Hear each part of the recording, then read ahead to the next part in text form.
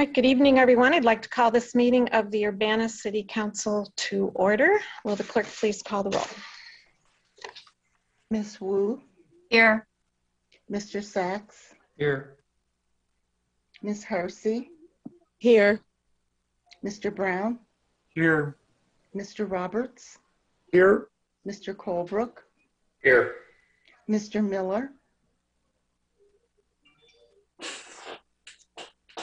Mayor Marlin? Here. Miller is here. Thank you. Next item on the agenda is approval of minutes. They are not ready for tonight's meeting, so they'll be presented next week at the Committee of the Whole. Next item on the agenda is presentations and public input. We don't have any presentations scheduled for tonight, so we'll move on to public input. First up is Mary Pat McGuire.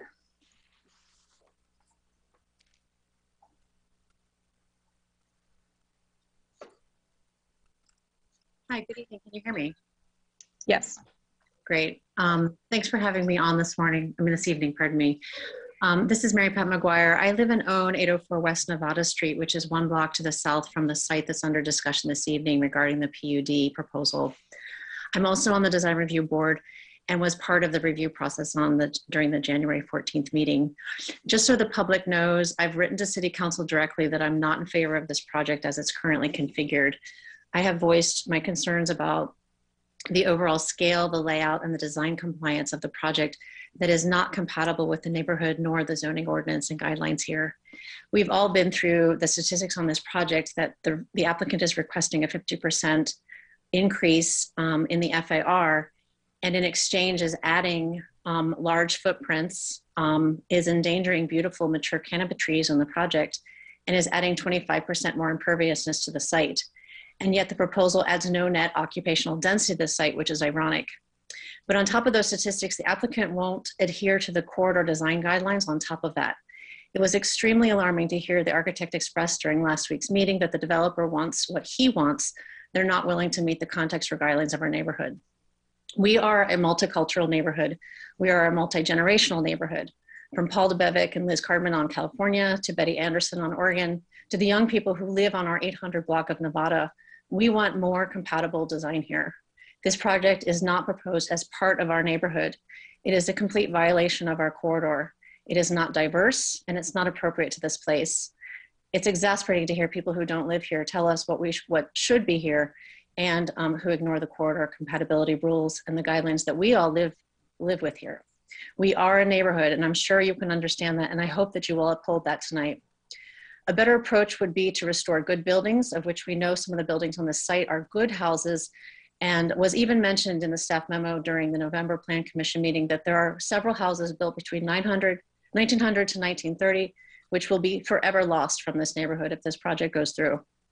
A better approach would be to identify the truly dilapidated structures on the property, like the Axiom building on the southwest corner, and to do infill development with much more creative and unique buildings that help to distinguish this historic and valuable front door of Urbana to the university. A better approach would be to incorporate all public input to the process as well. The city has not once connected with the community to work with who lives here and who currently invests here to say, hey, we care about you. What do you think? Even with public input on this project, it seems to be repeatedly ignored. Please listen to the community's concerns this evening. If this project is approved to demolish 2/3 of the city block, it will devalue the corridor and our properties. It has already contributed again to a massive erosion of trust of this community to the city. If you vote no and uphold the compatibility issues and the corridor guidelines, then there is a chance to do something better here.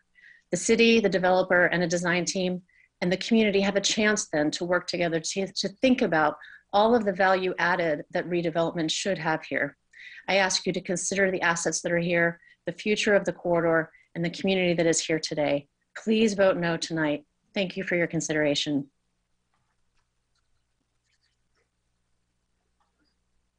Thank you. Next up, Lois Steinberg.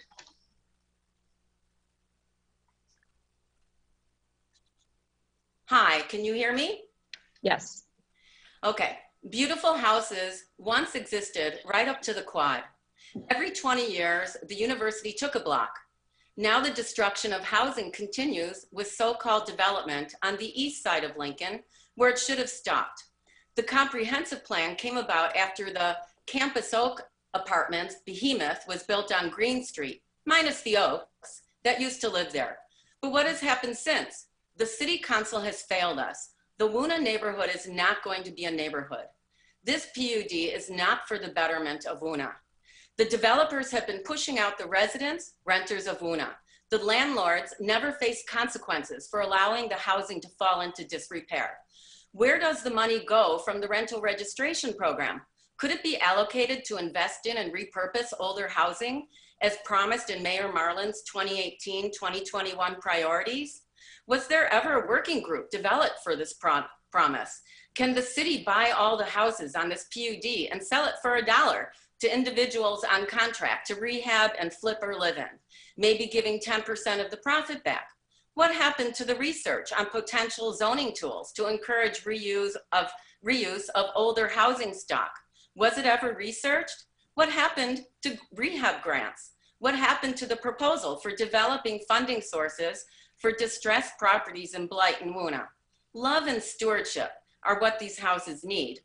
The rejection by student renters of this older housing stock is due to the glut of new structures and the neglect of the houses.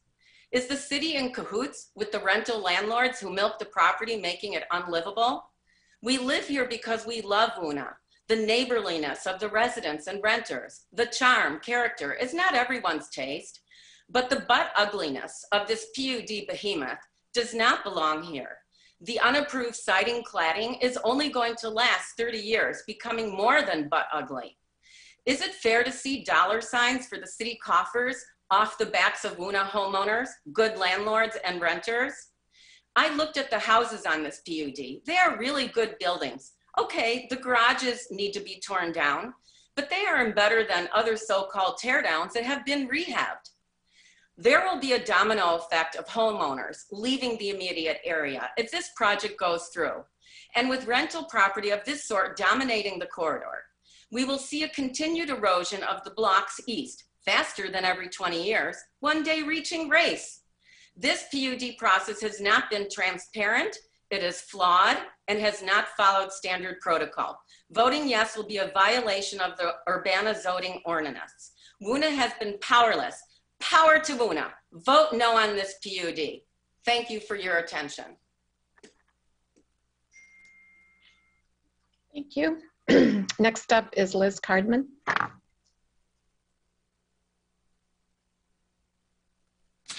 Hi, good evening. I'm Liz Cardman of Urbana, speaking tonight for 101 people who signed a petition in short order requesting that City Council vote no on ordinance number 2020-12-070. Most are from West Urbana, but not exclusively. The petition elaborates, the aggregation of 10 parcels for one mega complex would be detrimental to the surrounding area because it is incompatible with the adjoining R2 neighborhood. The scale of the proposed development, its materials, and its designs are inconsistent with the goals, objectives, and future land uses of the Urbana Comprehensive Plan and the Lincoln-Busey Corridor Guidelines. With apologies for any mispronunciation, for the record, I read the signatories. C.K. Gonzalez, Christine Yerkes, Michael Walker, Lois Steinberg, Nancy Goodall, Ann H. Silvis, Tony Allegretti, Beverly Ralphus, Leslie Sherman, Paul Hickson, Lori Reitzman, Rebecca Mead, Tim Stelzer, Sarah Stelzer, Daniel Stelzer, Andrew Stelzer, Ellie Putnam, Deanna Liao, Tamara Chaplin, Anton Chaplin, Catherine Tesson, Stephanie Neffens, Mary E. Yeomans, Leonard McCullough, Michael J. Ploa, Elizabeth D. Ploa, Victor and Bobby Fine, Carl Nelson, Samuel N. Beschers, Tacey Miller, Dee Dee Karen Brown, Judith and Derek Robinson, Ann Weimer, Barbara Salisbury, Lillian J. Levant, Carolyn and Norman Baxley, Sally Shepard, Cope Cumpston, Mary Beth Allen, Joan Stoltz and Norman Millian, S. Nixon, Daniel McDonough, Bob and Ann Berger, Sarah McAvoy, Hussein Shahid Tolu, Peggy Patton, Jennifer Hines, Todd Kinney, Lisa Truel, M. Elizabeth Gunther, Johannes S. Frazier, Rick Nelson, Eunice Weech, Bruce Schatz, Nathan C. Sonnenschein, Karen L. Fresco, Laura Haber, Robin Fellers, Ryan Fellers, Kevin Price, Zachary R. Putnam, Janelle Weaver, Esther Pat, Eric Larson, Laura O'Donnell, Dallas R. Trinkle, Patricia Cardenas, Deborah Katz Downey, Beverly Fagan, John D. Polk, Andrew Elaine, Thomas Rockfuss, Deborah Allen, Howard Shine, Ruth Ween, Tom Seals, Tiffany Bowie, Matt Freund, Betty Anderson, Corby Rossett, Rachel Rossett, Mary Lee Milton, Jack Ritter, Kara McKim, Andrew Orta, Ingrid Malif, Daniel Newman, Audrey Ishii, Josephine Kibbe, Douglas Kibbe, Rob McCullough, Marie-Pierre Lesiva Moulin, Juan Alvarez, Mary Pat McGuire, PLA, and lastly, Paul T. DeBevick and Elizabeth R. Cardin. 101 people say no to a mega complex which occupies more than 2/3 of a city block, setting an unacceptable precedent for the entire Lincoln-Busey corridor and threatening to destabilize a long-standing neighborhood. 101 people say no to a mega complex which has an FAR that is 50% more than what is allowable by right. 101 people say no to bulldozing 10 historic houses and duplexes for one mega complex. I speak only for myself when I say I'm outraged to think of picking up my newspapers at the curb every morning and seeing this mega complex looming less than 1 block away from my R2 zoned home. This project is overwhelmingly incompatible with the adjoining R2 neighborhood. 101 people ask you to vote no on ordinance number 2020-12-07. And I thank you for your time and patience. Thank you. Next up is Tamara Chaplin. Good evening, this is Tamara. Can you hear me? Yes. Thank you. First, let me just thank those who have spoken before me for their very eloquent arguments against this incredibly misguided project. I'm a homeowner at 209 West California. I'm also one of the signatories on that petition that was just read out. My home, which some of you may know, was in a state of incredible disrepair when I purchased it in 2009 and won a PACA award after I renovated it in 2010. I think that many of us know that California is one of those streets that's kind of a border street that takes us out of the more beautiful part of Wuna and moves us towards parts that actually need more of this kind of infusion of money and care. In all of the renovation that I did on my home and on an addition that I then added in the back, I was kept to extremely strict guidelines by the city of Urbana. Like my neighbors, I am outraged by the notion that you would pass and approve of this project. As so many have already said, it takes up 70% of the block. It is 50% greater than FAR zoning permits permit for the same occupancy rate. We have an incredibly beautiful neighborhood. It's the reason that I moved here. I work at the university. I chose to come to Wuna because of its character, its trees. This project is not compatible with the Lincoln Corridor or with the West Urbana neighborhood. And while I can understand the fact that it takes a tremendous amount of investment to renovate good buildings, I would second, or renovate buildings that need it, I would second what Lois has said, which is that we need to also find ways to keep landlords to account on the buildings that they're letting to fall into disrepair, which then puts us in this position where we feel like there's no other way except to basically sell out and let people bulldoze. So I'm going to cede the floor to whoever comes next, but just register my objection to this proposal. And to state as well that I understand, you know, the financial circumstances here. If the design and the design and the conditions of the entire project were entirely different, I don't think we would be having the same conversation. Although I too am very much in favor of renovating the buildings that we have, I do understand that sometimes it's better to take something down and put something new up in its place, but not something like this. So please vote no on this project. Thank you.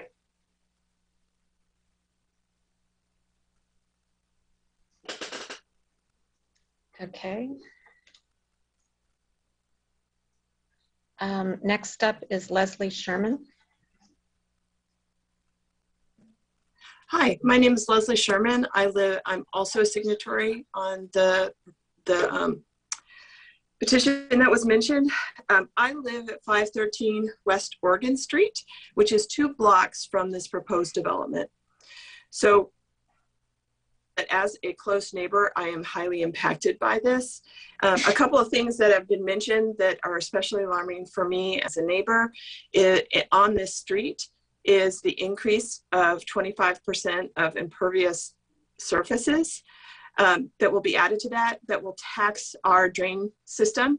The system within Urbana or West Urbana is on the definitely on the older side. We see flooding regularly at the base on Kohler, at the base, at the bottom of the hill from where this development will be done.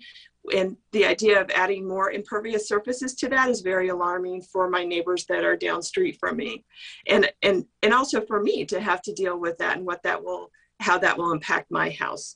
Now, I am in favor of development within WUNA. I want to say that straight off. And just like the previous speaker, I'm in favor of development, but I feel like that development purchases land, just like myself as a homeowner within WUNA, West Urbana, is that I purchased this house understanding how it was zoned. And so you purchase a piece of property understanding how it's zoned. And one of the things that I feel over and over again is we're having developers purchase land, and then they decide to try to find ways to not support the zoning that's been applied to that land. The comprehensive plan, which to me is an agreement, it's a contract. My neighborhood was very active. The neighbors, the members, the citizens of West Urbana were very active in creation of the comprehensive plan. I understand that it's being renovated, but there is one already that's in place that is the one that this development needs to follow. And that comprehensive plan is a contract with this neighborhood that you will help, that the city and this council will help to support. And by the way, also the committees like the Planning Commission will use this as a guideline. Well, it's a contract such that you should be following it. And so, if we've made this agreement, we are assuming that you're going to stick to it. And to stick to it, you need to deny this PUD. Okay, they are asking, if people are, it's really setting a precedence. I'm really concerned about that. People have more eloquently explained that. But I'm really concerned about the precedent that will happen. And then suddenly on the Lincoln Corridor, every single block will be like this. And that will greatly impact the encroachment of similar developments that will be right up at my doorstep. And to me, part of that contract of the comprehensive plan is your agreement to protect not just the character of the neighborhood, but also my property values. So when you allow such a development to be there where it's not appropriately zoned, to me that says you do not respect me or my property values. And I hope that your vote tonight will show that you actually do.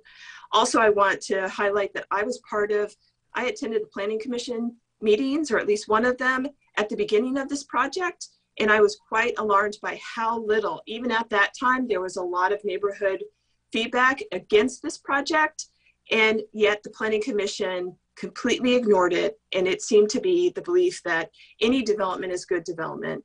And I want to highlight, any development is not good development, and we shouldn't just kowtow to developers for any sort of revenue increase. And I really hope that you will vote against this proposal. Thank you. Thank you. Next up is Tina Gonzalez.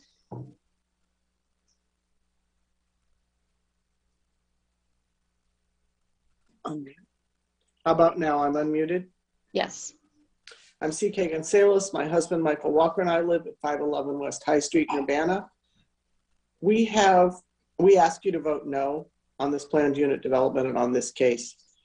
We have owned and rehabilitated 3 properties in this neighborhood.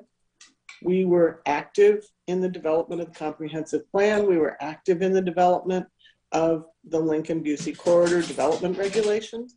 We have participated in rehabilitating other portions of this neighborhood. We believed in the process at the city of Urbana. We participated in as citizens. I served on the Plan Commission for a long time. I served on the City Council. I understand the benefit of broadening the tax base. At the same time, this neighborhood is an extraordinary asset to the city of Urbana. It's a livable, walkable, historic neighborhood near the downtown. It brings people to the downtown.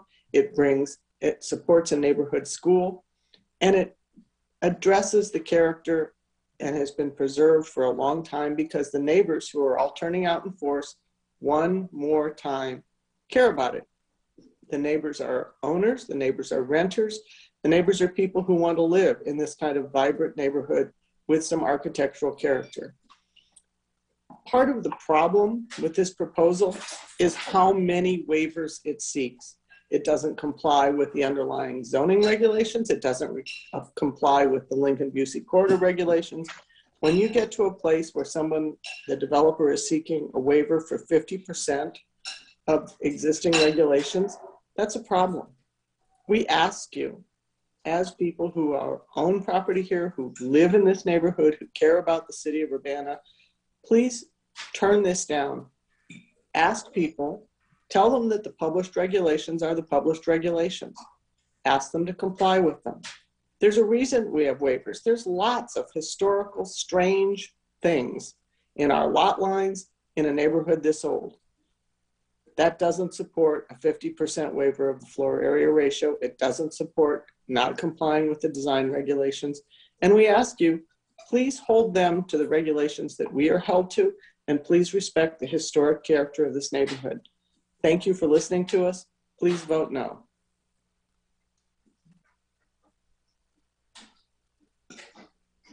Thank you. Next up is Meg McDonald.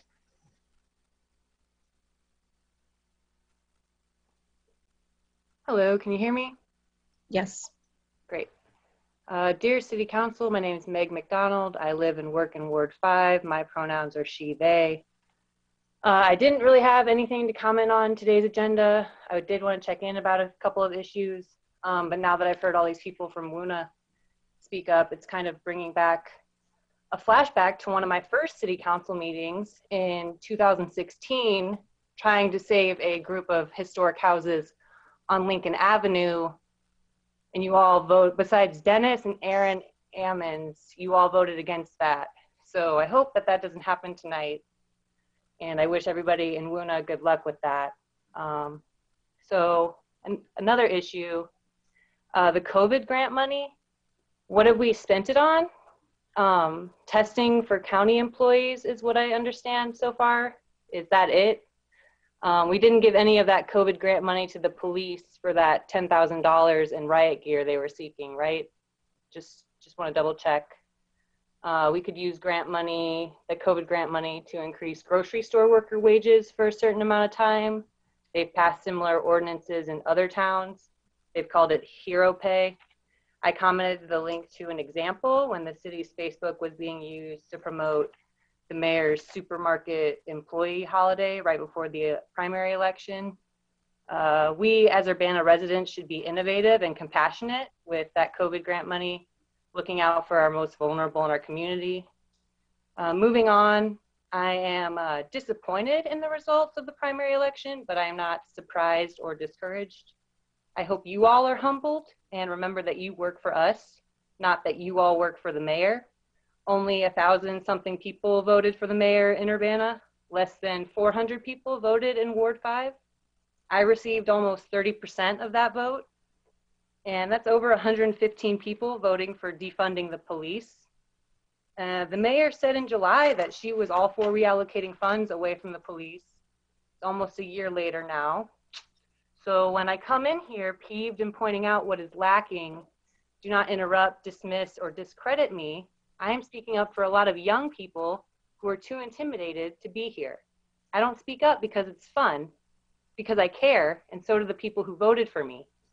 People in the township and on this body didn't want me on council, and I guess you got your wish, but don't think that that absolves you from listening to me or people with similar asks, concerns, approaches as me.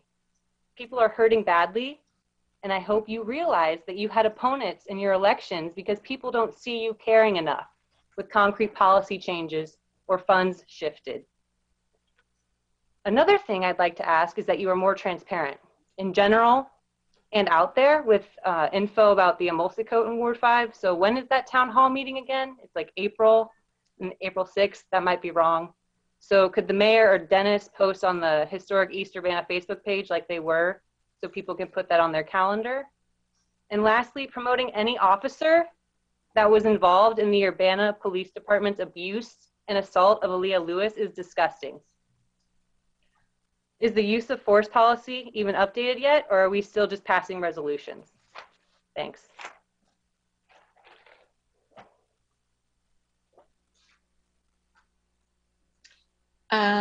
Next up is Christopher Hansen. Hello, can you hear me okay? Yes. All right, thanks.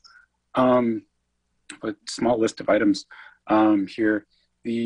About a month ago, or I think it was about a month ago, the Urbana City Council approved a new FOIA officer. And at that time, I noted that the city was in violation in terms of posting public notice of its FOIA officer. The state law does require you to post on the city website and at your physical location, such as the vestibule at the city building, the identity of the FOIA officer. So now I'm bringing this up a second time. The city hasn't done this properly, I don't think, since probably June of last year. So right now the website says that the city clerk is the FOIA officer, and that hasn't been right for a long time. So I'm just asking you again to comply with state law. Just post the identity of the FOIA officer. That way requesters know who that person is. You need to post it on your website. You need to post it at your physical location. I have a question about the city attorney appointment tonight. I'm wondering why the city didn't appear to have gone through a selection process. Maybe you did, and it just wasn't very publicly noticeable. But last time you hired a city attorney, you interviewed a number of people. This time it just seems to be a quick appointment. And my other question there is, right now, James Simon, the city attorney, serves as the city ethics officer. The city of Urbana does have an ethics ordinance that a lot of people don't know about. And my question is this new guy going to be the city ethics officer as well, or is that going to be appointed to someone else? I think James Simon is leaving, in a week, or maybe already has left. So I think that appointment needs to be made. Speaking of ethics officer, I'm wondering if any action is going to be taken on the city clerk's use of public property to make her campaign video. That is a violation of state law and a violation of Urbana's ethics ordinance. So I know we don't usually hold anyone accountable in Urbana, but here's a very clear-cut situation where someone has violated a number of both statute and ordinance, and our ethics ordinance would seem to apply. And tonight you're going to be discussing a partial removal of the city from its own human rights ordinance. And so I wonder if this serves as yet another case, another example of where the city is going to fail to hold itself accountable. And then the next thing I wanted to mention was the appointment of, I guess he's a Sergeant Coker now, but he's going to be a lieutenant. I'm wondering how that happens in the city, what mechanism happens. Is it something that happens between the mayor and the police chief to make that decision? I don't think that's a good choice. And I also wonder what we need to do to see a more diverse command staff in our police department. I don't think anyone would look at our group of lieutenants, deputy chief, and chief and call that group what people might call diverse. So I'm wondering what we need to fix that. And those are my questions. Thank you.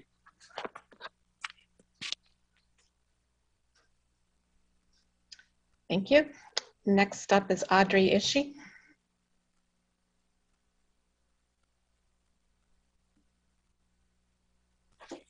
Can you hear me? Yes.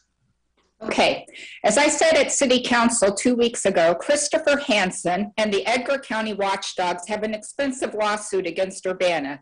So I got curious and I looked at Hansen's website, his blogs that post taxpayer finance freedom of information requests known as FOIAs to imitate real journalism. In addition to maliciously describing the city and everyone in it as unlawful, illegal, and criminal, he violates privacy norms such as posting the mortgage of a city employee. He even violates his own privacy, posting up FOIAs covering his own complaints. So I ordered those FOIAs and I found 2 911 calls of May and October 2019 for what he alleged were attempted bicycle thefts. In neither case had he actually lost a bicycle. In the first case, 2 black boys simply passed from the alley to the street on a paved driveway, and yet he called 911 and chased them from Illinois Street, down Broadway, past Black Dog to the 25 o'clock, where he forcibly, against their will, stuck his cell phone in their faces. In defense against this obvious Karen-style vigilante, one photographed him. During this ordeal, he called 911 more than once and refused Metcalf instructions to stand still, continuing to chase. When the police finally found him, he claimed attempted bike theft, criminal trespass, and battery for knocking the phone he was sticking in their face after they clearly told him to stop.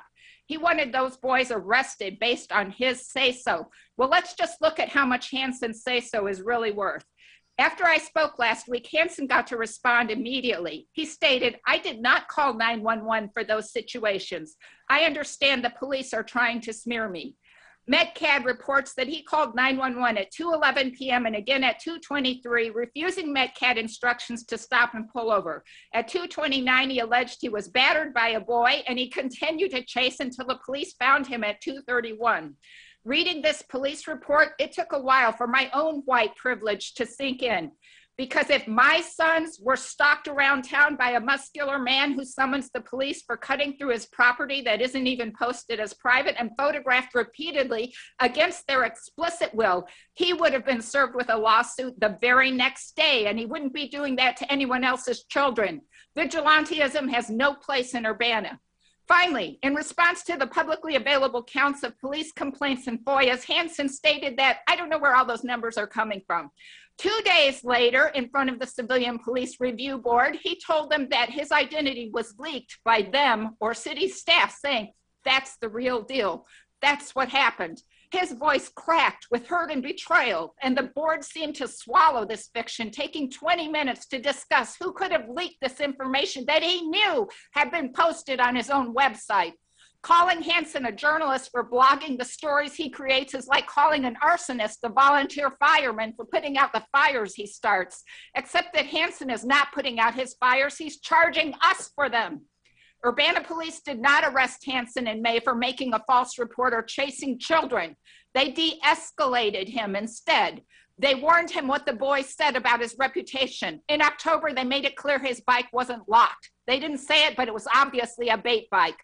Hansen then went from being a predator that stalks children to one that stalks the police as well. He has stuck himself in every possible police interaction so he can FOIA reports and body cam. He records police traffic from his houses on Illinois Street, so they have to write up a report on the officer that did 37 instead of 30. And then he appealed the 60 of 81 complaints in which he thinks he comes off as reasonable for hearings before the Civilian Police Review Board. We all have better uses for our civic time and money than feeding one man's sad power trip. We know who and what he is. Let's move on now, please. Thank you.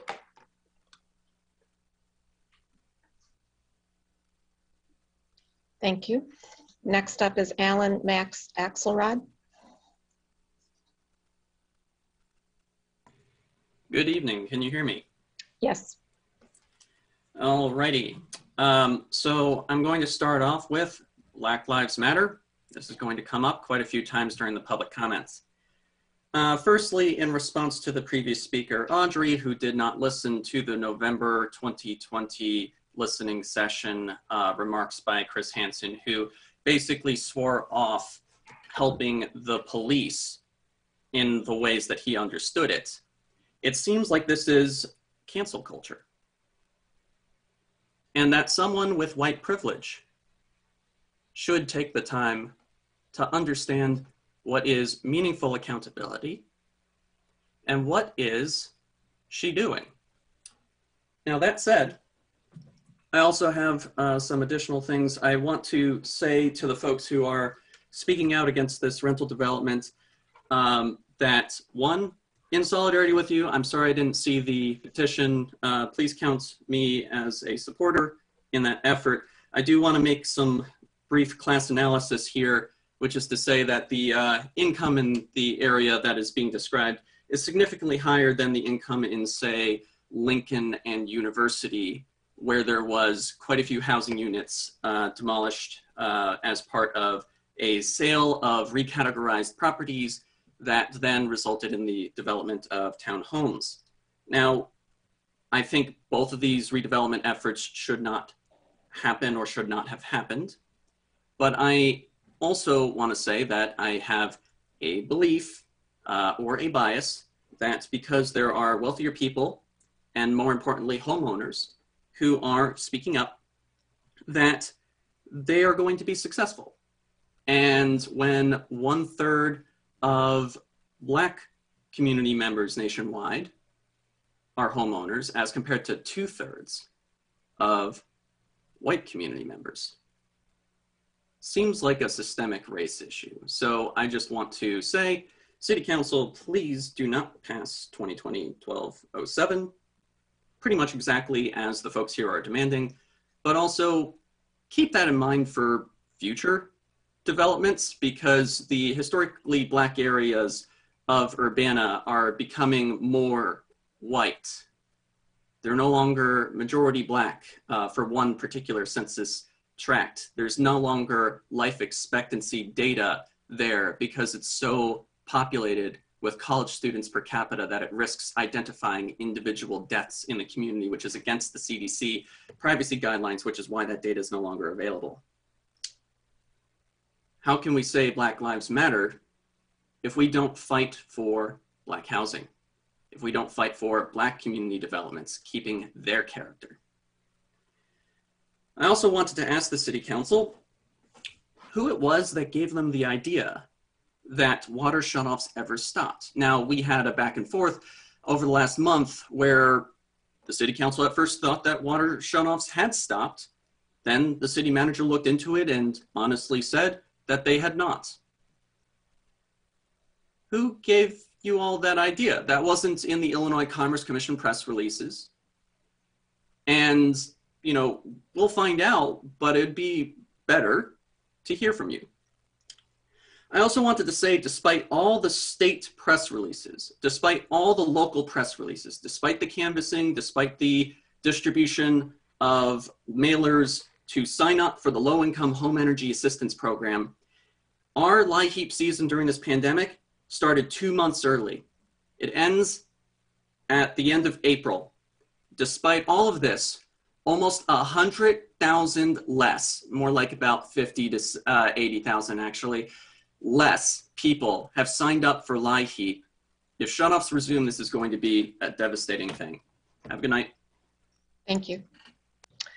Next up is Tracy Chong.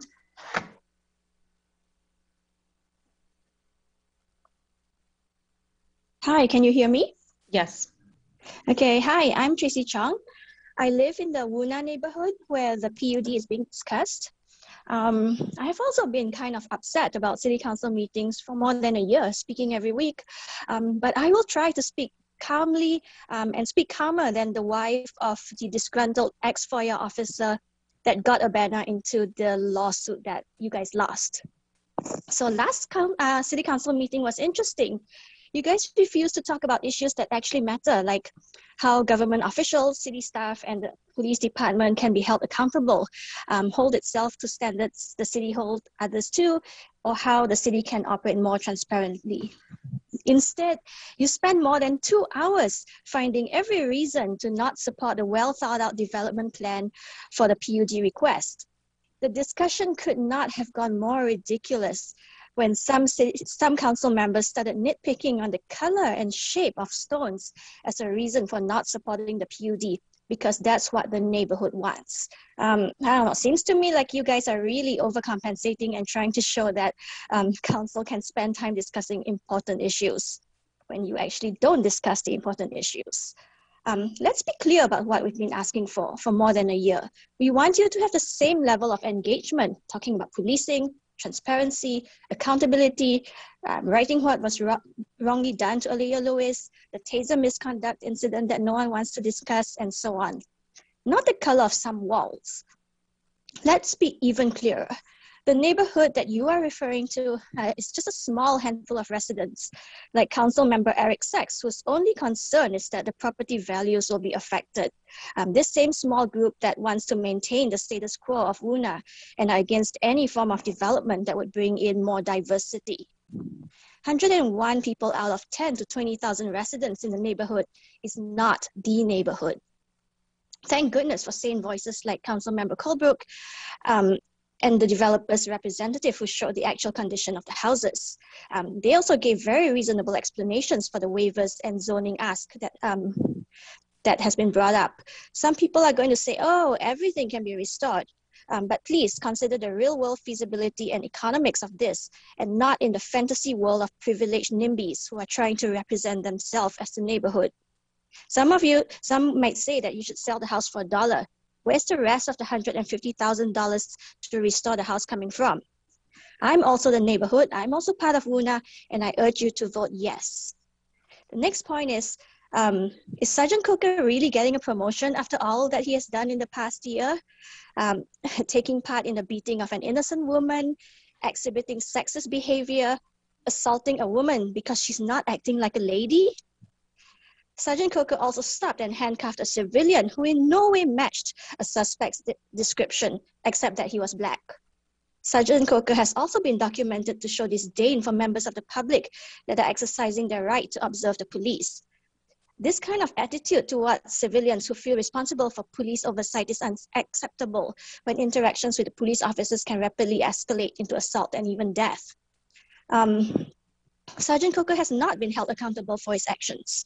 At this point, I have no hope that police officers who beat Aaliyah Lewis would be held accountable for their actions. The very least you can do is not approve his promotion. If you do, think of the message you are sending to other UPD police officers and the public.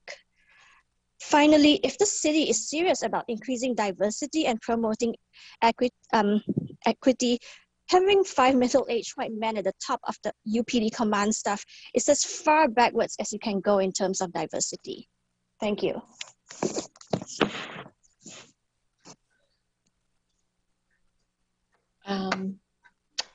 Next up is Colin Dodson.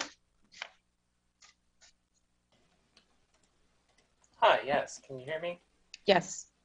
Thank you very much. I haven't made a point of properly introducing myself before, so that's how I want to start tonight. My name is Colin Dodson. My pronouns are they, them. I am not Mr. Dodson. Please refer to me as Colin or Colin Dodson.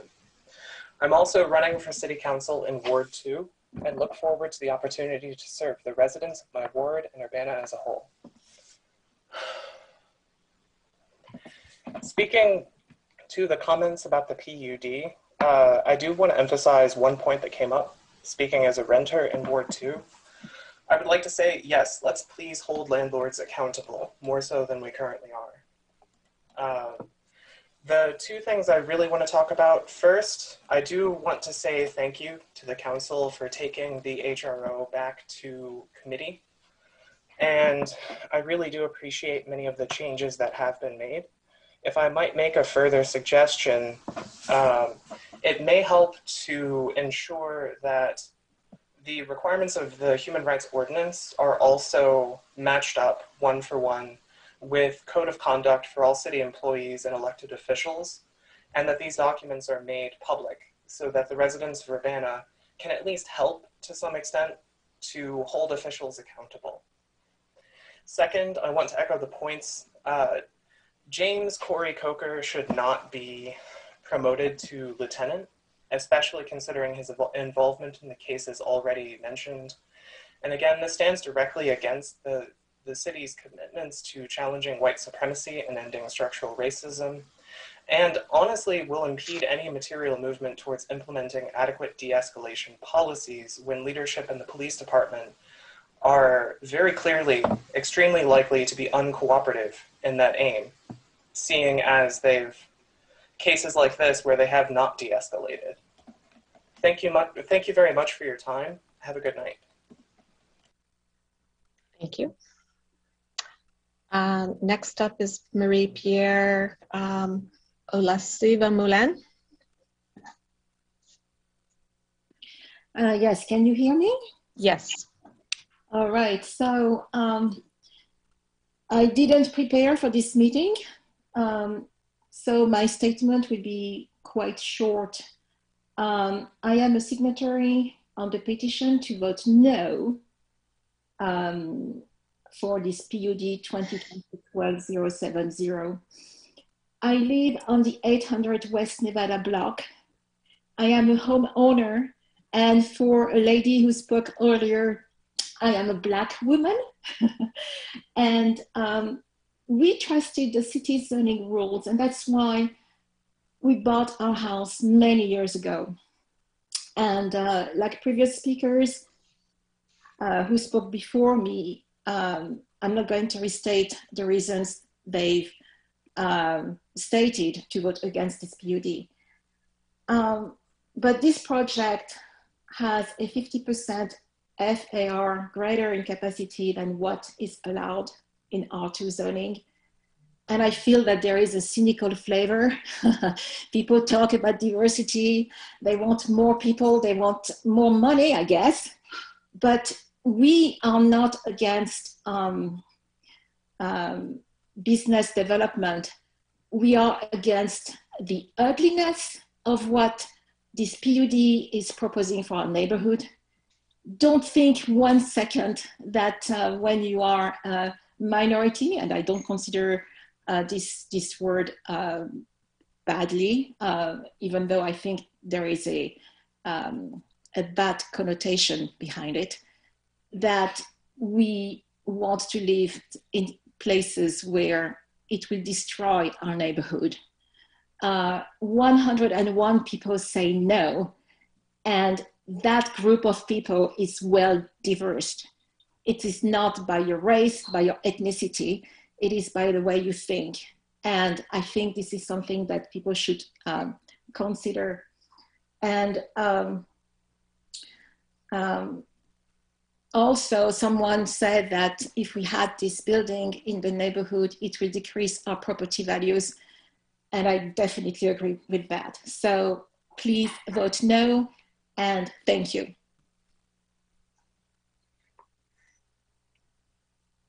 Thank you. Next up is phone number ending in 207.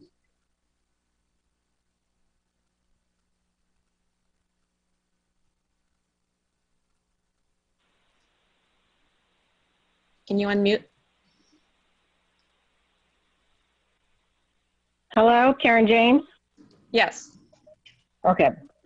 So I would actually like to give a well-deserved promotion, and one that has been in the works since Corey Coker started with the force. I have lived in Urbana and been a property owner for 23 years. I'm not sure how many years Corey had been on the force when I moved here, but I am sure a few more than I have known him. He had worked at the middle school when I had 2 of my 3 children there. I am thankful for the time and felt safe for my children to be there. He was also there both times I needed a calming force to guide me through a situation in the middle school setting. He was also there Friday night footballs when my oldest son played varsity for Urbana High School. I would see him on the grounds making sure everyone was safe to enjoy the game, and maybe a time or two to stop at concessions for some popcorn or soda, maybe. My family lives a block from the police department. Often he would stop by just to say, hi, how are you? How are things going? If he saw me and my husband in the front yard, or give us a wave as he drove by. I know he has had his hands in several situations, from drive-by shootings to break-ins. With all of these situations, he's been professional and non-judgmental. So for him to get this promotion is not only a testament to him as a police officer, but as a son, a father, a husband, and is a true brother in blue. Congratulations to your accomplishment and looking forward to more. I would also like to say I'm very sorry for people that have not had a great interaction with Corey. He's a wonderful person. And I also am not a woman of whiteness. I am Hispanic, American Indian, and a Hawaiian. So he is very respectful to all accounts. Thank you. Thank you. Next up is Lance Pittman.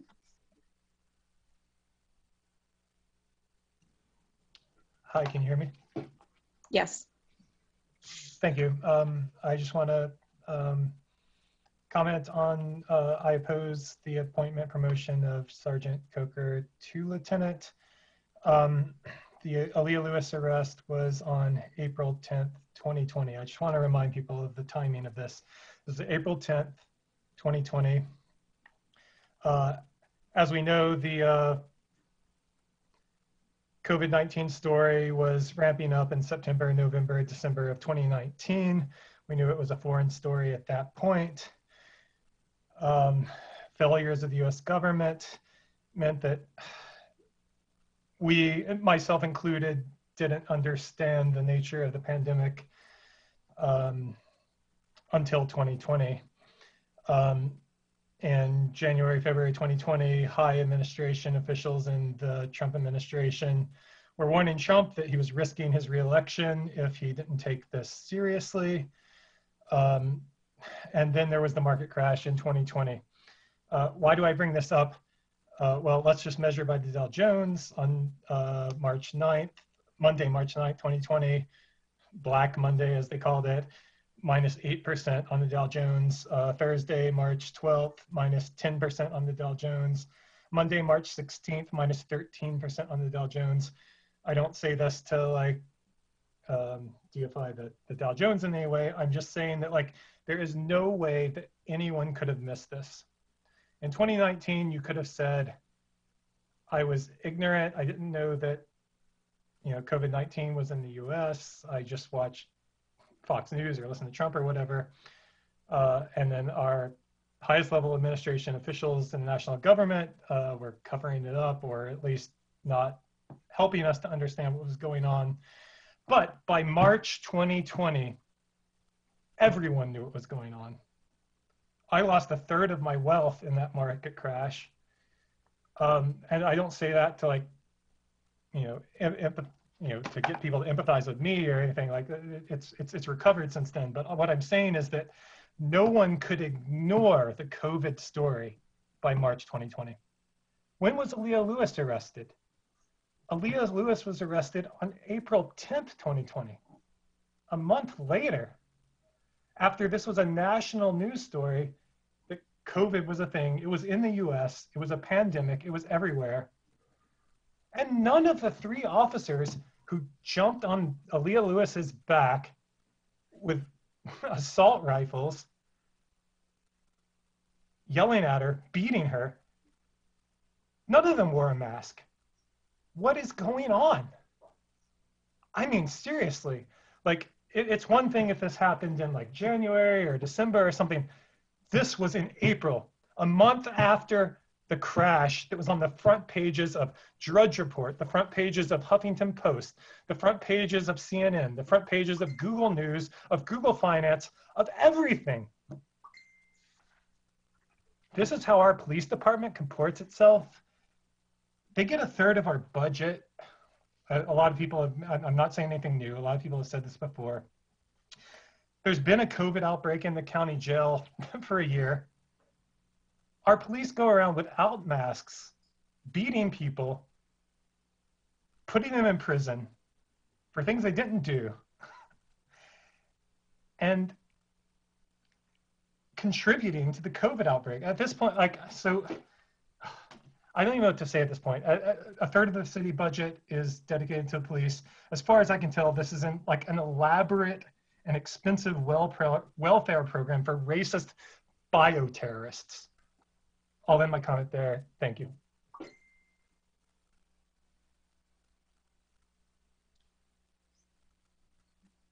Does anyone else wish to address the Urbana City Council?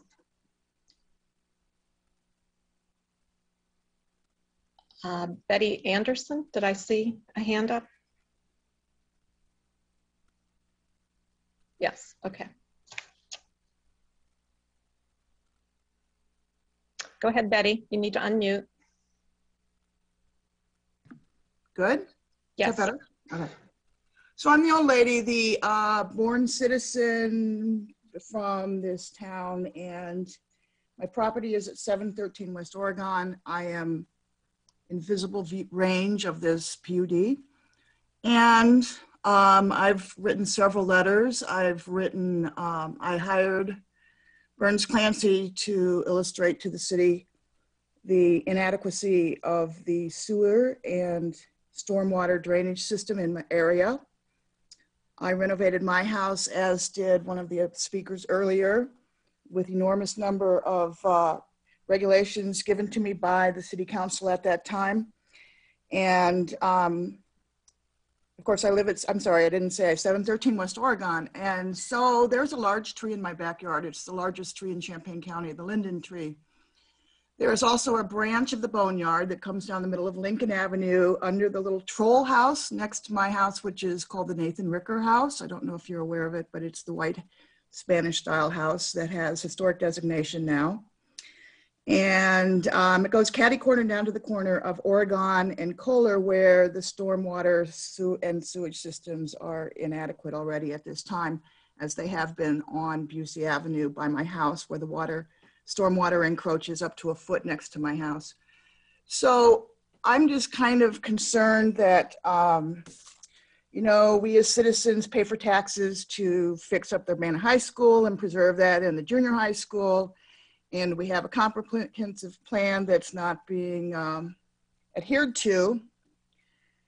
So I'm just wondering why the city council and the planning committee and all the other little committees between November and February somehow in our university setting were unable to allow public comment due to the inadequacy or the failure of the Zoom system in our town to allow public comment, and shove this through in the dark of night. And I just wanted to tell you that there are consequences for the failure of contracts. And my feeling is very, very strong, which is why I fought for the historic designation of the Nathan Ricker House. And as Jenny will fight vigorously for the Huber House, across the street from me, also a Nathan Ricker house. We're going to sit here on our properties till the end of my life, until the end of my children's life, and we're going to keep asking you why you failed to follow the comprehensive plan. If you fail to follow the comprehensive plan and have no reason or interest in following the comprehensive plan, then perhaps you should consider the ending of a comprehensive plan, because if you don't follow it, what's the point? And there you go. I am not appreciative of the fact that any racial bias is coming into here, because we have, those of us in this town have been incredibly supportive. I personally also helped to fight against the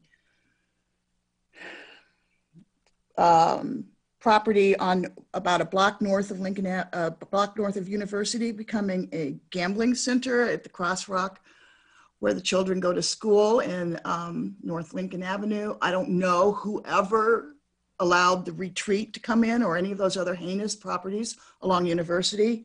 And I am just unhappy that the city council is not going to listen to us, because we're going to sit here and we're going to keep coming back.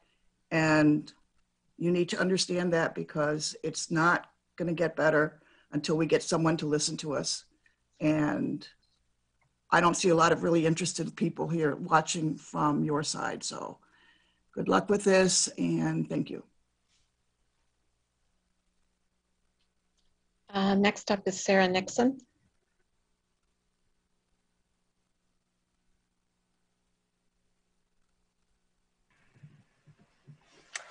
This is Sarah Nixon. City Council, you have heard from a number of Urbana residents this evening lamenting that their mayor and City Council has failed them. I'm here to add my voice to theirs and to ask you not to fail another Urbana resident. Mayor Marlin is seeking your approval to elevate to the position of lieutenant Urbana Police Sergeant James Corey Coker, who participated in and oversaw the violent beating of an innocent young African-American Urbana resident last April 10th. I know and you know that I speak for a multitude when I say that the Urbana community does not believe that the city has properly handled the brutal attack and unwarranted arrest and prosecution of Miss Lewis, who was never suspected of having committed any crime.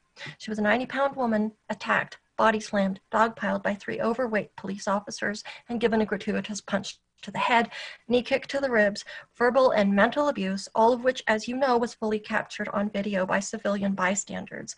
All of that was overseen by Corey Coker, whom the mayor now brings to you for a promotion. Corey Coker was the most senior supervisor on the scene that day.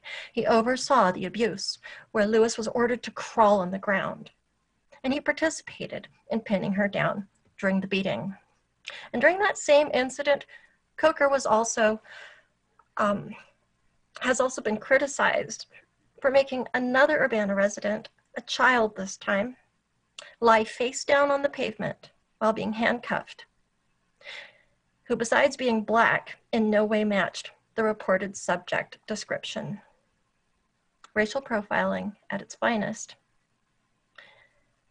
In yet a different incident documented by local independent investigative journalist Christopher Hansen on checkcu.com, a citizen witness video in East Urbana features the same Corey Coker, who can be heard joking about how he should have told a concerned bystander who apparently was attempting to film him in the performance of his duties, joking that he should, quote, come by the bystander's place of work the next morning and, quote, see what the fuck they're doing, unquote, as retribution for that bystander having tried to observe the police who were detaining young black people on bicycles.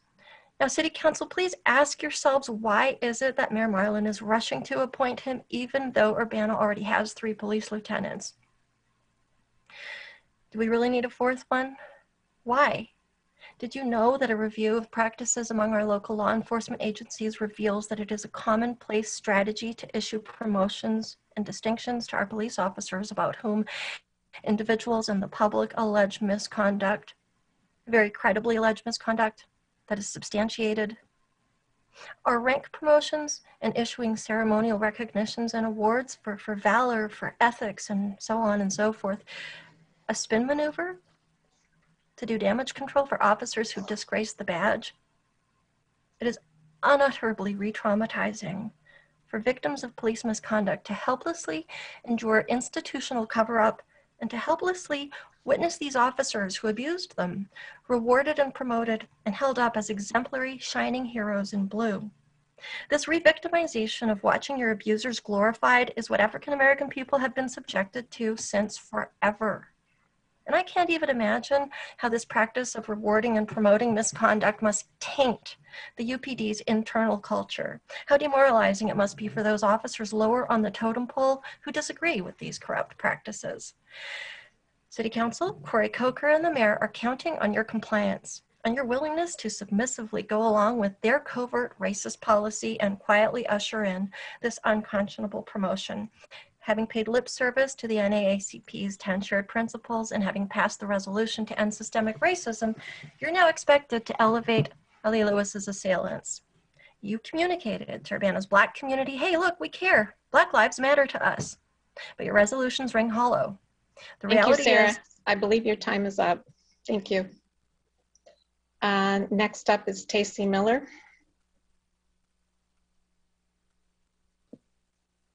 Hi, my name is Tacey Miller and I live on the 700 block of West California Avenue. I'm a newcomer to West Urbana. Having moved here only a few years ago, I bought the old Paley house. I'm asking that you vote no on the PUD ordinance. I moved here for the quality of life, all the things that were listed in the top 10 neighborhoods of 2007. But I have to say, in my short time here, I've seen rapid deterioration of the neighborhood.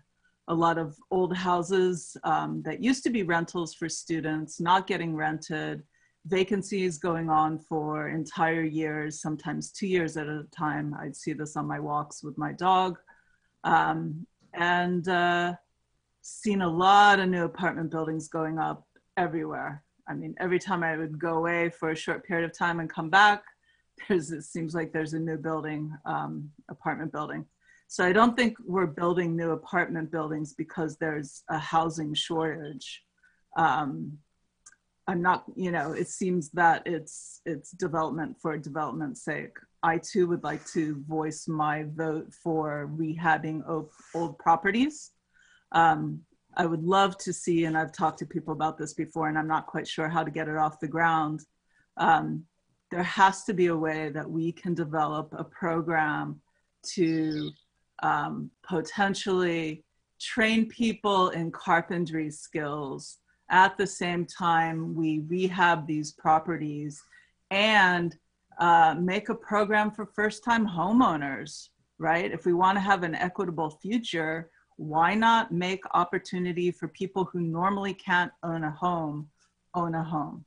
And I think it's a little disingenuous when I hear Tracy Chong, you know, sort of deriding anyone who's a homeowner, given that she owns 3 properties at least, and her good friend, Chris Hansen, owns 9 properties on Illinois alone. For all the reasons that everybody stated, the 50% greater footprint in zoning permits, taking up 70% of the block, the flooding, the loss of mature canopy trees, and I would like to add the issue of converting what used to be multiple driveways into one single entry exit point onto West California. It's going to make getting out across Lincoln more hazardous than it already is, and divert a whole bunch of traffic into the R2 areas of West Urbana. The flooding happens not only at Kohler in Oregon, it also happens on California, but it's not just as severe as it is on Oregon. We're still in the middle of a global pandemic. What the new normal is going to look like is not clear to anyone yet. We've had a tumultuous year with social justice, and we're striving to create a more equitable future. It just doesn't seem the time to give a developer a whole bunch of variances for a project that isn't future-proof. I hope you will vote no tonight, and may we keep buildings that are incompatible out. Again, as Tamara said, I'm not against development. Let's have the right kind of development for the town of Urbana. Thank you. Okay. We have no other hands up, and we have reached the end of the hour for public input. So we'll move on to council input and communications. Does anyone have anything to say? Mary Alice. Yeah, so I just wanted to let council and the public know that Charisse is working hard at equity in terms of the COVID vaccines. She's been working with the public health district and trying to get the African-American population vaccinated. So I think she's been doing this on her own, well, not on her own, with the help of a couple of other individuals. She's been signing people up, and I think you've got 78 people now on your list, Charisse. Is that right? So I just wanted to let everybody know that she's been working hard at something that is not equitable at the moment. So we don't have equal distribution of African-American populations getting vaccinated in proportion to their population. So thank you, Charisse, for all that work. Thank you, Mary Alice, for saying that. I was trying to kind of keep that on the down low a little bit. But yes, I had a conversation with Julie Pride, and we've emailed back and forth, and I just wanted to, I know I've had a difficult time, and I'm still having a difficult time getting an appointment, and I knew that if I was having a difficult time, there were probably several other people. So I got some help from some people, and and managed to get about 77 people inoculated, are scheduled for a vaccination. So that's about it. And that's it. Any other council comments? Okay. Additions to the agenda, there are none. There's no unfinished business. We'll move on to reports of the Committee of the Whole. We have a consent agenda. Bill Colbrook. Thank you, ma'am. The Committee of the Whole met last Monday, March 1st. And like the mayor said, there are items on the consent agenda, but it's my understanding that the first three listed A, B, and C are going to be pulled off of the consent agenda and put, I believe, in the regular agenda. Is that correct? Well, they'll be considered after the last three items in the consent agenda. Yes. Okay. So I'll read the three resolutions as part of the consent agenda. Resolution number 2021-03-008R, a resolution authorizing a federal excise equipment cooperation agreement with the Illinois Department of Natural Resources. Second one is resolution number 2021-03-009R, a resolution for improvement under the Illinois Highway Code, state motor fuel tax for Lincoln and Springfield resurfacing project. And lastly, the resolution number 2021-03-010R, a resolution for improvement under the Illinois Highway Code, state motor fuel tax for Race Street resurfacing project. On behalf of the committee, I move for approval. There's a second. Moved by Bill Colbrook, seconded by Jared. Will the clerk please call the roll? I actually have a question for you. First of all, I'd like to apologize. This laptop keeps kicking me out of this Zoom thing. But my question to you is, are you passing this, or is this just something that's going to go to the other part of the agenda, to the regular agenda item? Is that what this is about? These three were passing. You're passing them as they are, or are you going to move them off the consent agenda? These are the three that will be passed as they are. And then there's items A, B, and C on the consent agenda are being moved off the consent agenda. Okay, so then these are the resolutions, is that correct? Correct. Okay. All right, here we go. Ms. Wu? Yes. Mr. Sachs? Yes. Ms. Hersey? Yes. Mr. Brown? Yes. Mr. Roberts? Mr. Roberts? Yeah. Yes. Okay. Mr. Colebrook? Yes. Mr. Miller? Yes. That motion passes. So moved off of the consent agenda was ordinance number 2021-03-005, an ordinance approving an amendment to a solar facility ground lease, Central. Although it was on the consent agenda, on behalf of the committee, I move for approval. I'll second.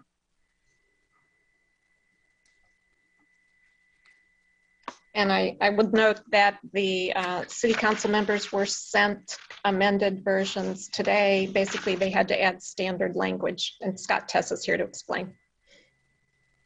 Good evening, Mayor and Council. Apologies for having to pull this off of consent agenda. And thank you to Wendy Hundley in the clerk's office who caught these technical deficiencies.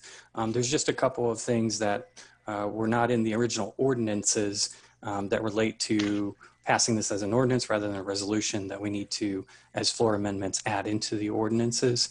I want to stress that the easements and the leases remain unchanged from what you looked at Committee of the Whole. It's just some technical things in the ordinances that we're going to change. And if you want, if you'd like to look at those, I can show them on a screen share.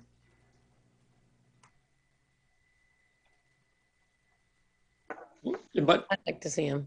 Yeah, it might be good to see them, at least for one instance, just for everybody's awareness. Because the wording, I believe, is all the same, isn't it?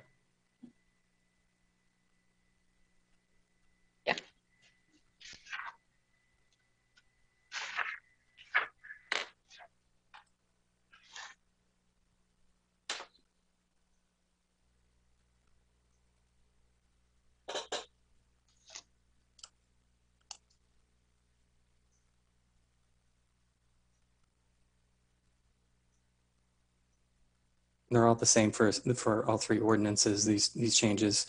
I've got them underlined. The first is be it ordained rather than be it resolved. So this is an ordinance rather than a resolution.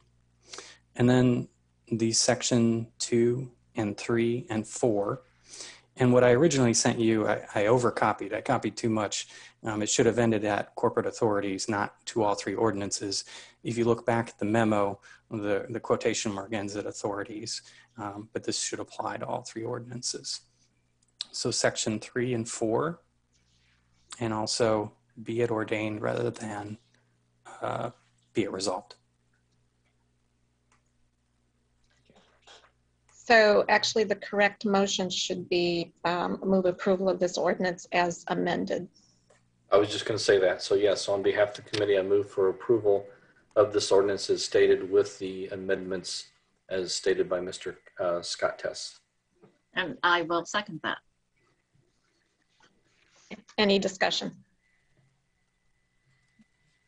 Will clerk please call the roll? There's one more technicality before we go forward. When you guys removed that from the consent agenda, you needed to have a motion and a second to remove that from the agenda to the right place, which is where it is now. So I should have said something then, but I was muted. Okay, well, I can handle that. Okay. I'd like to make a motion that we remove ordinance number 2021-03-005, ordinance number 2021-03-006, and ordinance number 2021-03-007 from the consent agenda to the regular agenda due to changes in text. I'll second. Okay. Will the clerk please call the roll? Ms. Wu? Yes. Mr. Sachs? Yes. Ms. Hersey? Yes. Mr. Brown? Yes.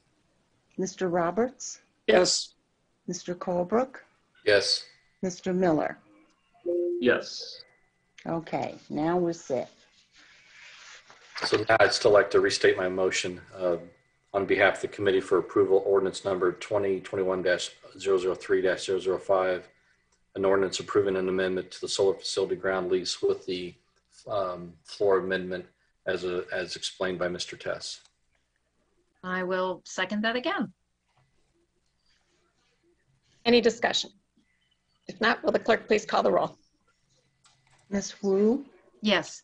Mr. Sachs? Yes. Ms. Hersey? Yes. Mr. Brown?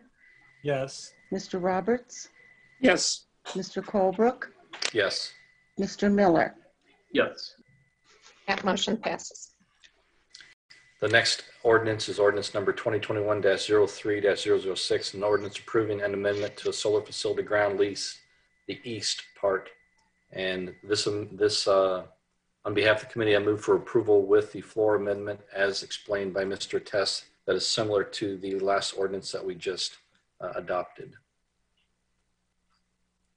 Is there a second? A second. Moved by Bill Colebrook, seconded by Sharice. Any discussion? Will the clerk please call the roll? Ms. Wu? Yes. Mr. Sachs? Yes. Ms. Hersey? Yes. Mr. Brown? Yes. Mr. Roberts? Yes. Mr. Colebrook? Yes. Mr. Miller? Yes. That motion passes. Next up is ordinance number 2021-03-007, an ordinance approving an easement with Ameren, Illinois. Once again, on behalf of the committee, I move for approval with the floor amendment as described by Mr. Tess, which is exactly the same as the other two.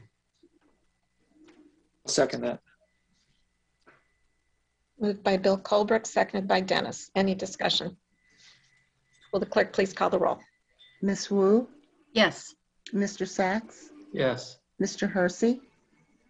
Yes. Ms. Hersey, I'm sorry, forgive me. Mr. Brown? Yes. Mr. Roberts? Yes. Mr. Colebrook? Yes. Mr. Miller? Yes. That motion passes. And next up on the agenda is ordinance number 2020-12-070, an ordinance approving a preliminary development plan for a planned unit development, 602 South Lincoln Avenue, CCH Development LLC and CMH Development LLC, plan case 2411 PUD 20. And we also have a companion ordinance if you want to do it together, or we can do it in conjunction with this one. That's ordinance number 2020-12-071, an ordinance approving a final development plan for a planned unit development, 602 South Lincoln Avenue, CCH Development LLC and CMH Development LLC, plan case 2412 PUD 20. This is actually sent to the council with no recommendation, both of them. Could we get a motion and a second to get this on the floor? I will make a motion for, I guess, discussion with no recommendation. A second. Okay. We do have Chris Hartman here tonight, the developer who'd like to address the council and the public, and that would be followed by members of city staff who wanted to provide some additional information before council discussion. So, Mr. Hartman. Yes, hello. Thank you, Mayor Marlin, and thank you everybody else for all the time that you've put into hearing about this project. I would like to address a couple of the specific items discussed last week, but before that, I'd like to provide a little context around the project and a little bit of history that may, hopefully dispel some of the preconceived notions that I've heard, and also just give you a little background on how we got to where we are today. First off, I grew up in Urbana, so I didn't grow up in the Woona neighborhood, but I did spend a lot of time in my childhood riding bikes around there with friends and spending time in Blair Park. And, it's a community I love. And so, I guess I've heard on a few occasions that out-of-town developers come in and impose their will. And I just want the council to know that anything that we invest in this community comes from a place of respect for Urbana. Another thing I want everyone to understand about our particular strategy, we are long-term investors.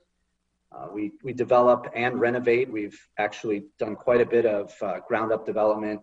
We've done quite a bit of renovations in the city of Urbana, renovated old structures and old apartments, and brought them up to current standards, as well as ground up. And we do everything for the long term, which to us leads to better material decisions, better systems decisions, and a lot of that, again, informed where we ended up today on this project. For the history of this, we really started getting involved in 2013 and purchased the properties, or the 6 parcels, 6 of the parcels in 2015, really with no preconceived notions of what this may become.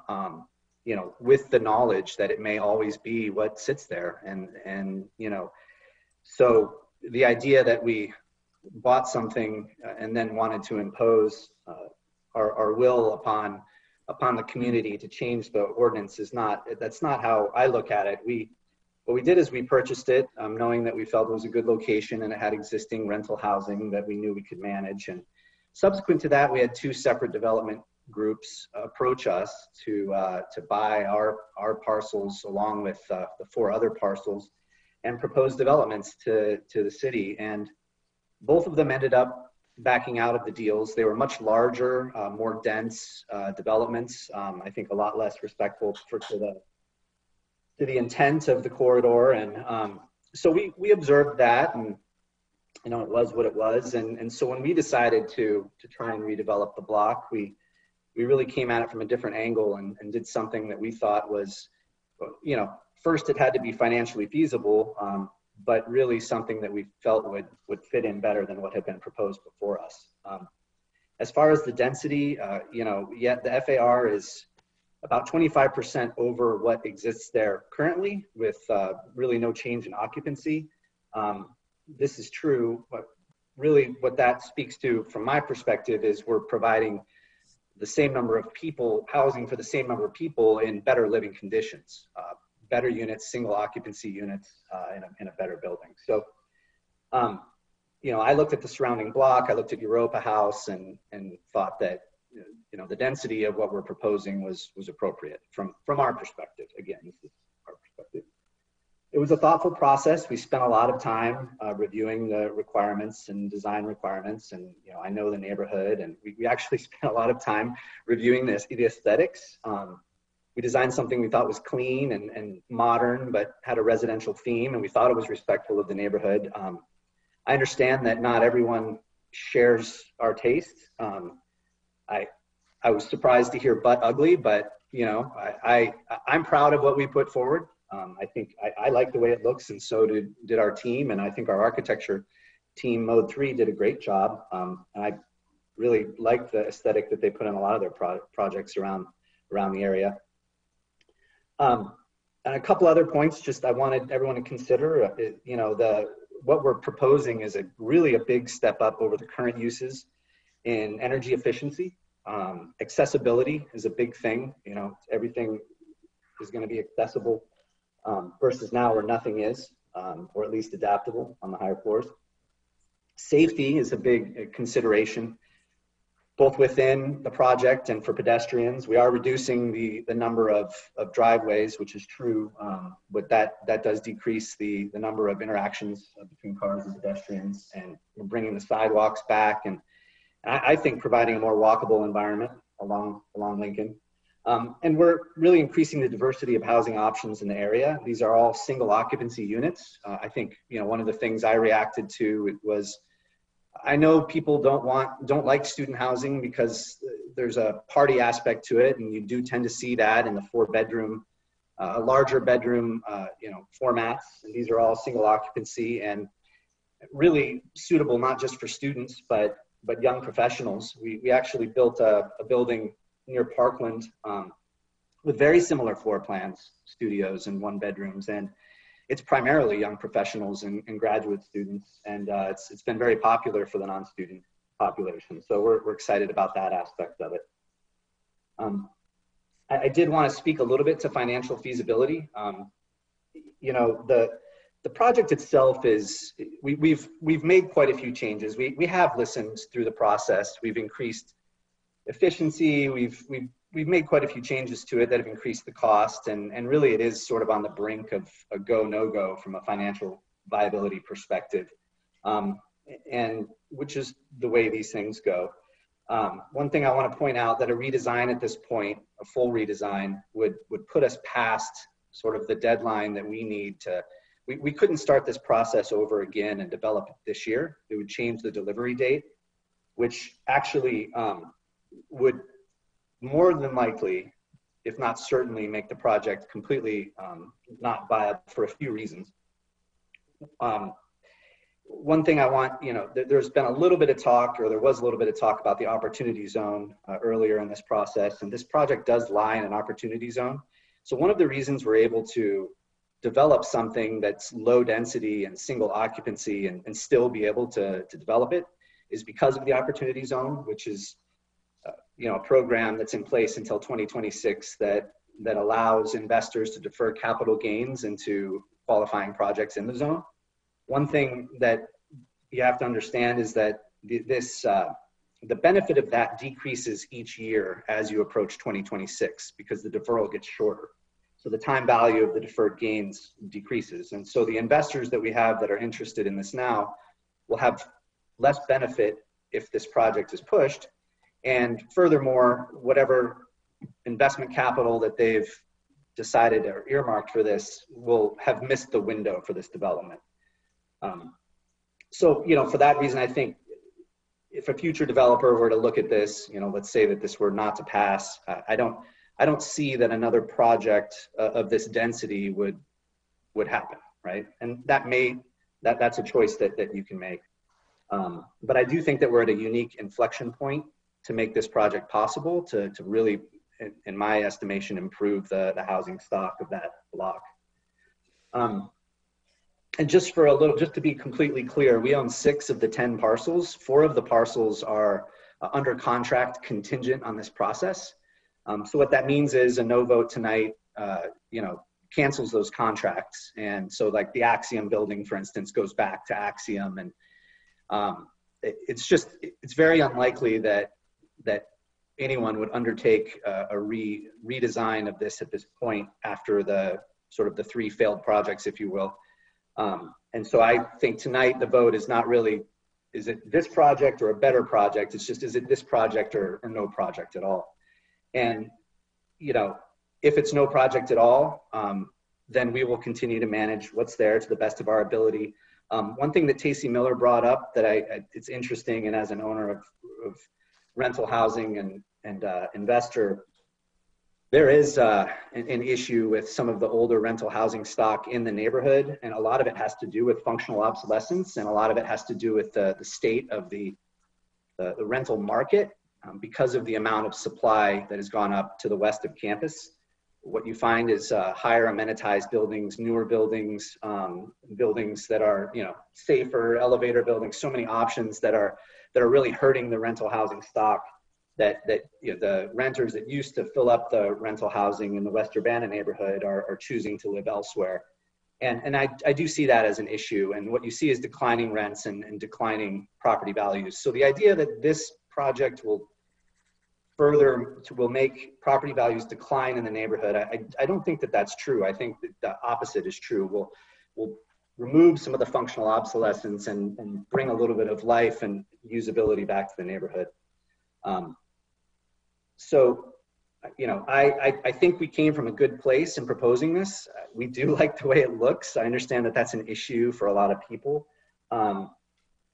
But, we're excited about it. We're excited about this project if it's passed tonight. And we think it's going to be a great addition to the neighborhood, honestly. So there were some specific things that I wanted to address that came up last week. There has been quite a bit of talk about stormwater and permeable pavers. We're more than willing to look at the amount of permeable pavers on site and increase it, but we're at a point where we really need to do more civil engineering to decide. We need a civil engineer to tell us what we can do. And the question may come up, well, why haven't you done that already? There's a real delicate balance for us. We've spent an awful lot of money on the front end to get to this point, and there's a certain amount of level of design that you don't do and pay for if you don't know if the project's going to happen. And so talk to staff about this. There is a amendment that circulated that basically says we'll work to maximize the permeable pavement on the site pending a review from a civil engineer. We're happy to do that. We're happy to increase the amount of permeable pavers if it's structurally possible. There were some questions about trees, which tree, some of the trees that were, I believe what I heard were some of the trees should be replaced. We've actually endeavored to save most of the trees on the site. But I've heard some objections to some of them, and we're happy to look at the current tree preservation plan and look at trees that we've decided to preserve. And I think that there was some sentiment that some of those should actually be replaced. That's fine with us. And then there was we heard a lot of questions about the design and colors, but the one specific thing that came out of that meeting was the shape of the stone. And we're happy, we sent some more samples over. We're happy to substitute the base stone for a stone of a different shape that's more aesthetically agreeable to the group. So those were the 3 specific things that came out of last week that I want to make sure we address today. And that's really what I came to say. I humbly request that you vote to approve the project. I believe it'll unquestionably improve the efficiency and the safety and the usability of the neighborhood. We're excited about it, and we're really ready to, get a yes vote tonight to hit the ground running and make the large investment that this represents. So thanks for your time, and I'm happy to take any questions. Any questions for Mr. Hartman? Dennis. Yeah, Chris, it's been represented by the firm that you and the architect had tried to make this development match the community and the standards of design that are in the community. And one of the problems I find is that I don't see how that was fulfilled. You have stated that you're emulating the craftsman style workmanship seen in the West Urbana neighborhood. And as I look at your project, I don't see any evidence of a craftsman style approach to this building, either in the sense of detailed architecture, of any kinds of craftsman style use of materials necessarily, or features that are architectural. Can you tell me where they are and why did I miss them?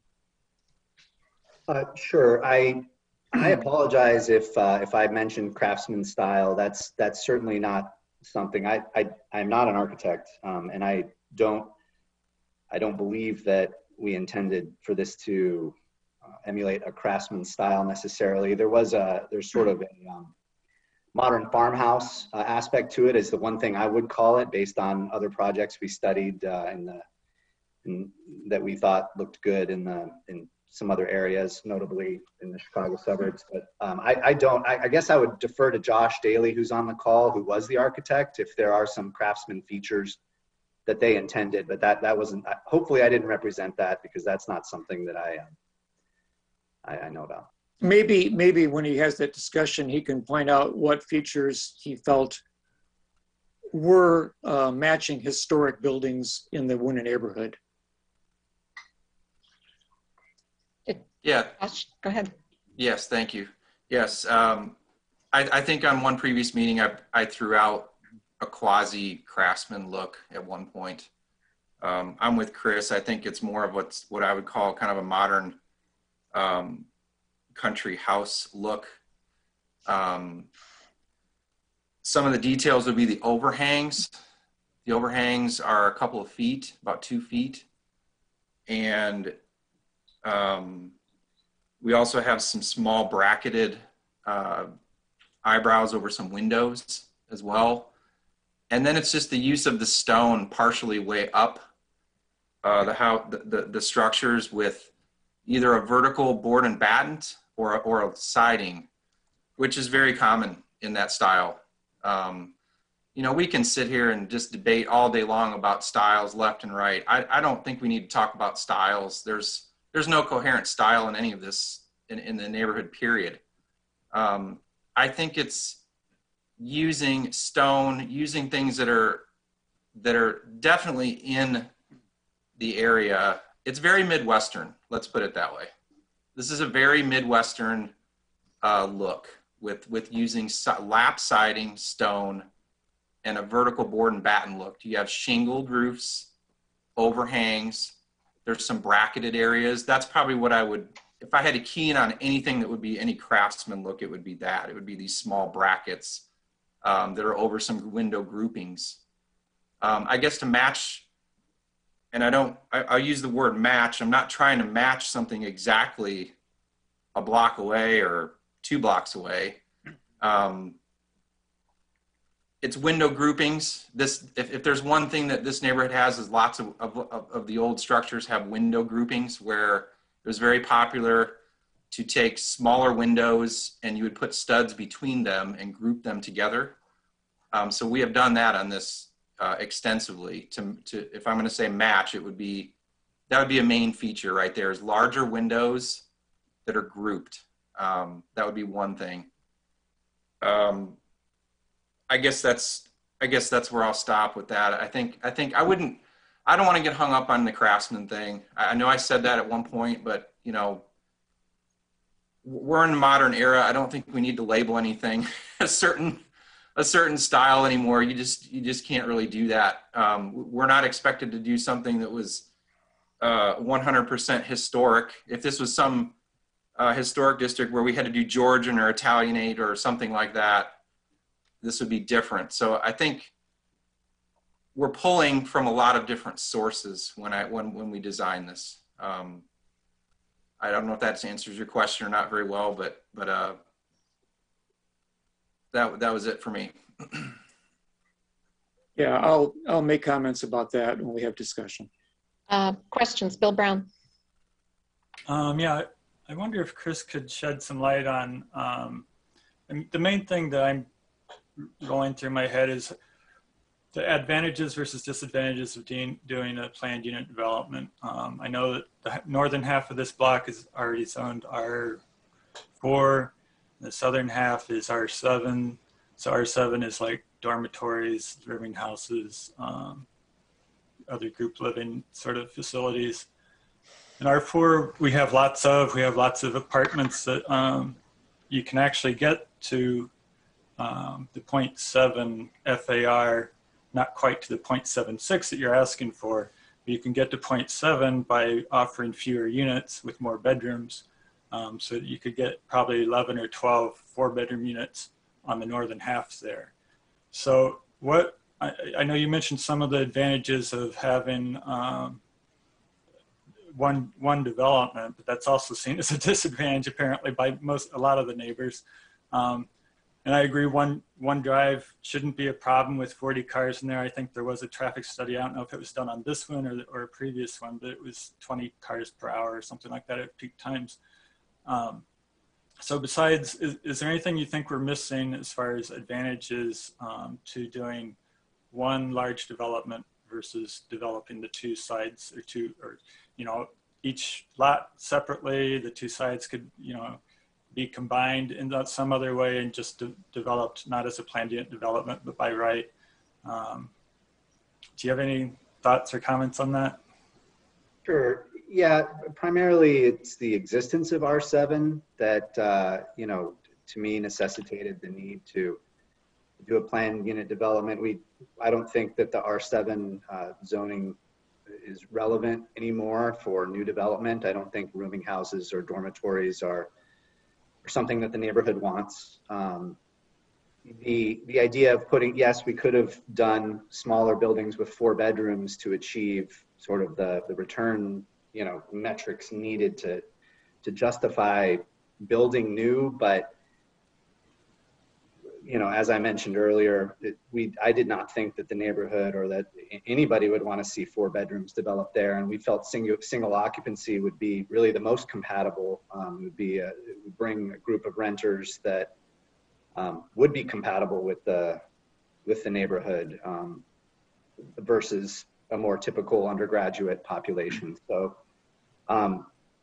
that's the reason that we decided to make it one development. Making it one development is more efficient. I think making several smaller developments on individual parcels wouldn't have penciled out opportunity zone or not. And, and again, I think that the R7 is something that we just didn't really even consider. We didn't believe that would be even a consideration. It should even be in our consideration set. Okay, and as far as like the utilities lines going through, I know there must be one at least that goes east to west that will have to be taken down or go underground or something. So I guess that would be cleaned up, is that right? Correct. All of those will be relocated.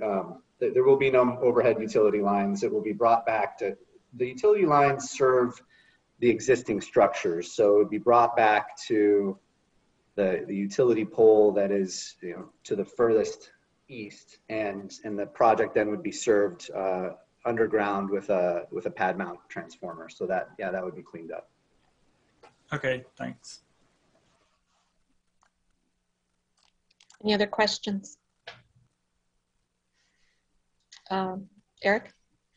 So Chris, given that this neighborhood has a long history of strong views about preserving the architectural integrity, and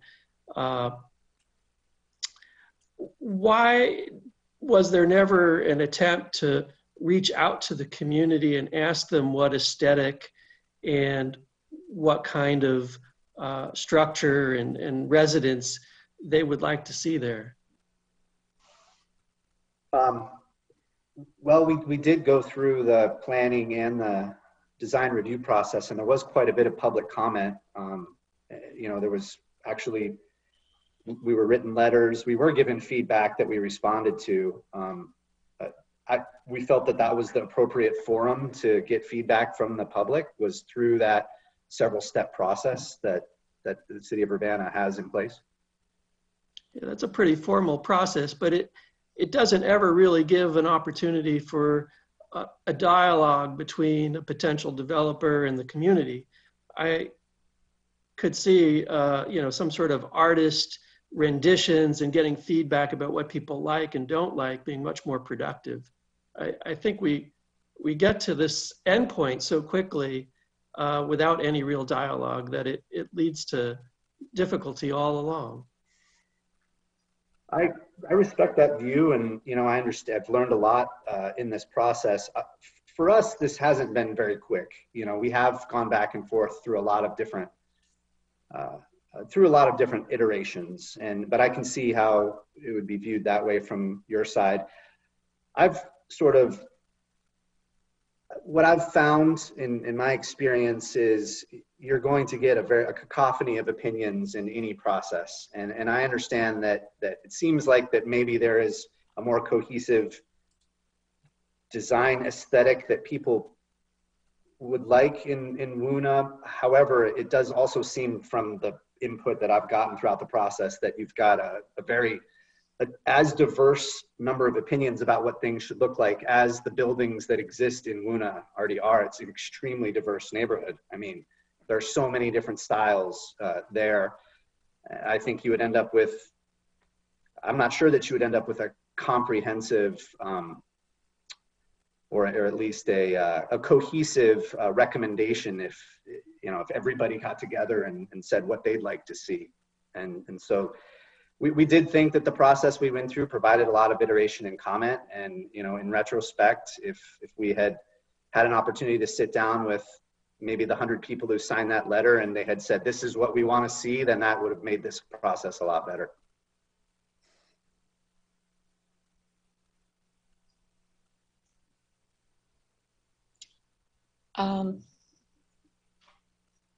Any other questions? Charisse.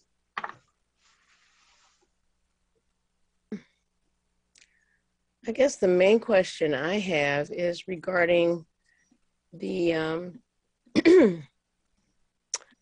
the issues, because I'm looking at it says where and when design guidelines apply. Lincoln-Busey corridor is bounded by Illinois Street on the north, Pennsylvania Avenue on the south, Lincoln Avenue on the west, and Busey Avenue on the east. These guidelines are to be used to review development plans for the following projects in the Lincoln corridor. So, and then there's a list: construction of a new principal structure, or increasing the building footprint of any existing principal structure greater than 15%, or increasing the floor area ratio of an existing principal structure of more than 15%, or installing or enlarging a parking lot, or substantially changing the appearance and or scale of an existing building as determined by the zoning administrator in consultation with the design review board chair. And this is really only my first, discussion regarding a PUD that does not seem to understand. I don't know that there are design guidelines.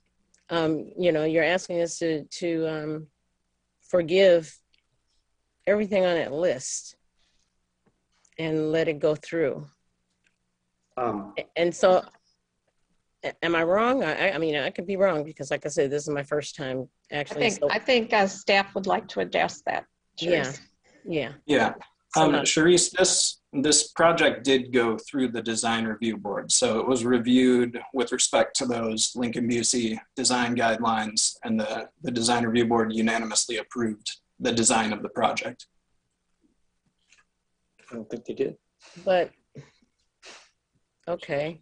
Yeah, just to add in, I'm sorry if I interrupt, but we did, to the best of our ability, conform to the design guidelines, and that's what the DRB process was for. So I know that some of the commentary today was that we didn't, but we have never been given any specific feedback how we did not, and we did pass that board unanimously. Okay. Doesn't it also have something to do with particular materials, Kevin? Yeah, the design review board gave some options for alternative materials that could be used, but they did approve the materials that are proposed for the project. So it was to give council some options. So that was so that it wouldn't have to get kicked back to design review board if council, say for instance, wanted them to change the stone from what they had proposed, because otherwise you could just keep kicking it back between design review and then to council. So they were trying to give some options to council with respect to materials.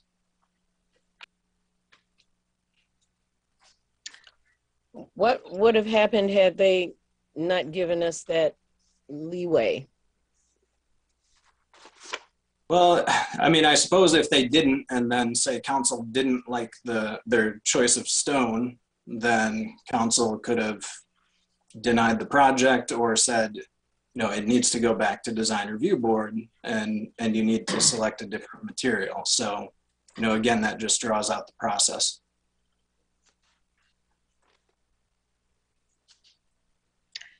Okay, I'm going to stop there. Mary Alice? Yes, thank you, Chris, for coming tonight. I guess I'd like to push back a little bit and say that the design review board did give specific items that they wanted to see in this project. And, you know, I know that you've been open to changing some of the stones, so thank you for that.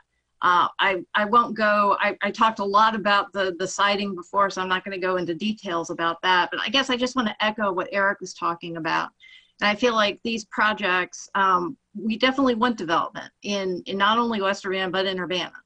And I think those conversations need to start with the neighborhood in which they're taking place in. And I understand that there is a diversity of opinion out there. But certainly getting the neighborhood backing will move this process really quickly, and it wouldn't take this long.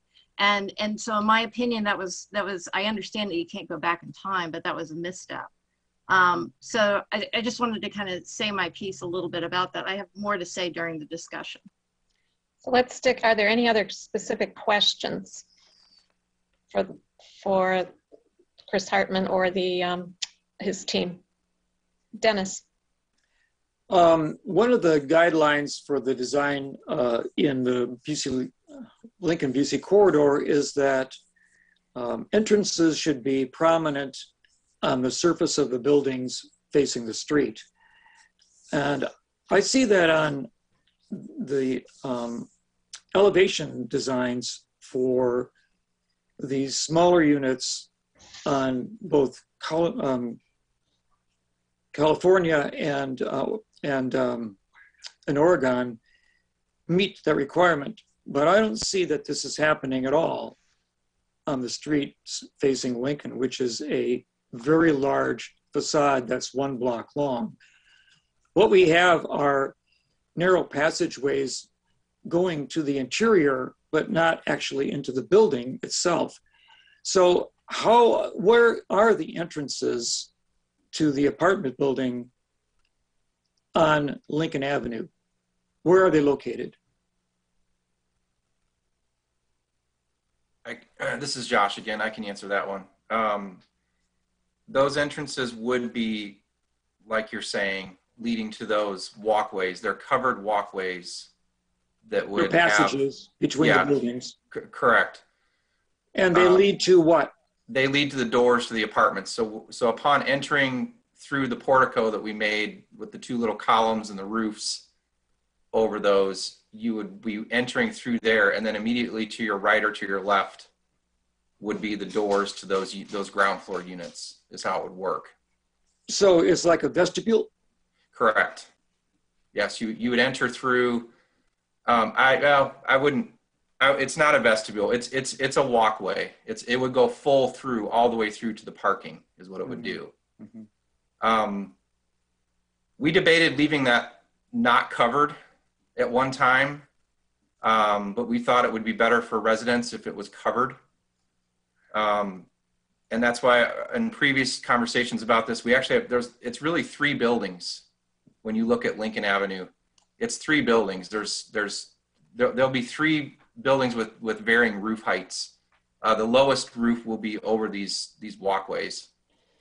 So to accentuate those entrances, we did a little column and some roof, like a gable roof over those to mark those. And then of course the sidewalk leading to public way. I think once the landscaping is there, I think once the shadow lines are realized, once you see this in 3 dimensions walking down the sidewalk or from the street, I think it will look like entrances in the end. Well, it's interesting. I would say that those little columns and the tiny pediment over them is probably the very only element in this entire design that actually imitates anything you see in the Woona neighborhood as far as the older homes. And I was wondering whether the major entrance was actually off the parking lot. No, the major entrance would be, I mean, we'd have them, like you said, on California and Oregon, we've got some that lead directly into the apartments. Yes.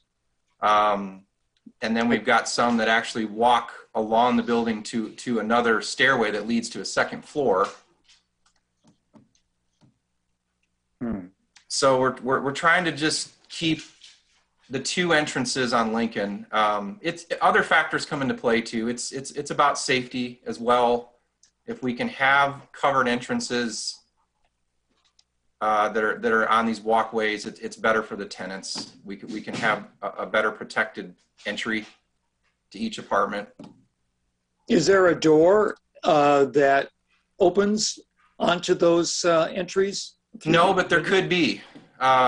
Because I don't see how that's a safety feature. I think in a certain sense, that's actually a hazard for people to be in a dark corridor that's open on both ends to people who might be passing through and maybe accosting an individual as they're trying to enter their building. In a dark corridor, it would be more advantageous for that to happen than if it was an open area.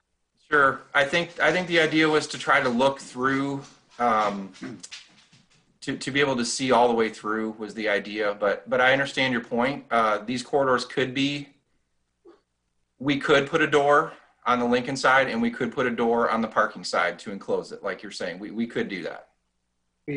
We also, those corridors will ultimately be well lit, and not that it's part of this process, but we do put security in all of our new developments, and so that the security of this will be much improved to what's there, and I think it's safety is a high priority for us in our new developments. Okay, thank you. Any other questions from council members who haven't spoken yet? Okay, thank you. We'll move on to staff comments. Did you have anything to add, Kevin? Take a look here. So I did want to, Chris, I think he addressed the stormwater concerns that some folks brought up earlier. I guess I'd just restate that a stormwater management plan would be something that they would need to submit further on down the process, and that would get reviewed by our civil engineers, and that would have to be approved as part of the process. Chris mentioned that we had proposed a possible condition regarding the permeable pavers to give the developers some more leeway to increase the area of permeable pavers. So I can share the draft language here on my screen. Oh, there we go. Okay, so it says, I'll just read this. So this would be the draft condition. It says, subject to the findings of a civil engineering analysis, stormwater detention requirements, and loading patterns as reflected in the final design, the applicant will maximize the use of permeable pavers in the parking area and drive aisles, but in no case shall there be less area covered in permeable pavers than that depicted on ordinance attachment A. So essentially this would require that the area of permeable pavement be maximized and not just be what they are showing right now. But again, this is one of those things that you need to really do the site engineering work and analysis before you can actually know for certain how much permeable pavement would make sense for the site. Couple other points are, and I mentioned this before, but I'll just state it again. So there were a few comments tonight about how this design doesn't meet the Lincoln-Busey corridor design guidelines. Again, the design review board reviewed the design. They unanimously approved the design with some conditions. And then finally, I just want to emphasize that council's decision tonight should be based on the PUD criteria, and really to make that explicit when you make a decision. And I think that's all I have. Okay, we'll move on to council discussion. Mary Alice. So I've been taking notes about a couple of things, and I recognize that at the moment we are talking about the PUD criteria. So I'd like to start off with this. In the staff report based on December 3rd, they listed several goals and objectives from the comprehensive plan that it met. So I'm going to read them in case people haven't read them recently. So number 1 is preserve and enhance the character of Urbana's established residential neighborhoods, promote established neighborhoods close to campus and the downtown as attractive places for people to live. Goal number 2, new development in an established neighborhood will be compatible with the overall urban design and fabric of that neighborhood. And under those specifically are 2.1, ensure that the site design for a new development in established neighborhoods is compatible with the built fabric of that neighborhood. And 2.4, promote development that residents and visitors recognize as being of high quality and aesthetically pleasing. Well, there's been a lot of commentary today from the public. There's been a petition by 100 neighbors in this area. And I think that overwhelmingly, we know that it is not aesthetically pleasing, nor that it is compatible with the built framework of our existing neighborhood. In addition, the developer talked about the diversity of the housing. And I agree. I think we're very fortunate in Urbana to have diversity of housing. And that really fundamentally is one of the issues here. We're talking about 70% of the block. That is a large footprint.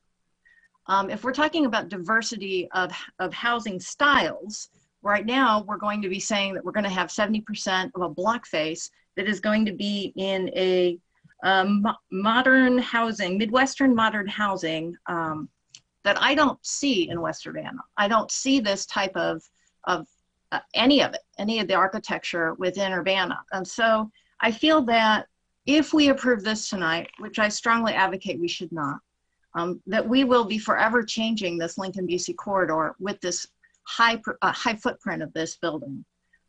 So those are some of my things. I do want to say that I did take the materials that we talked about last week very seriously.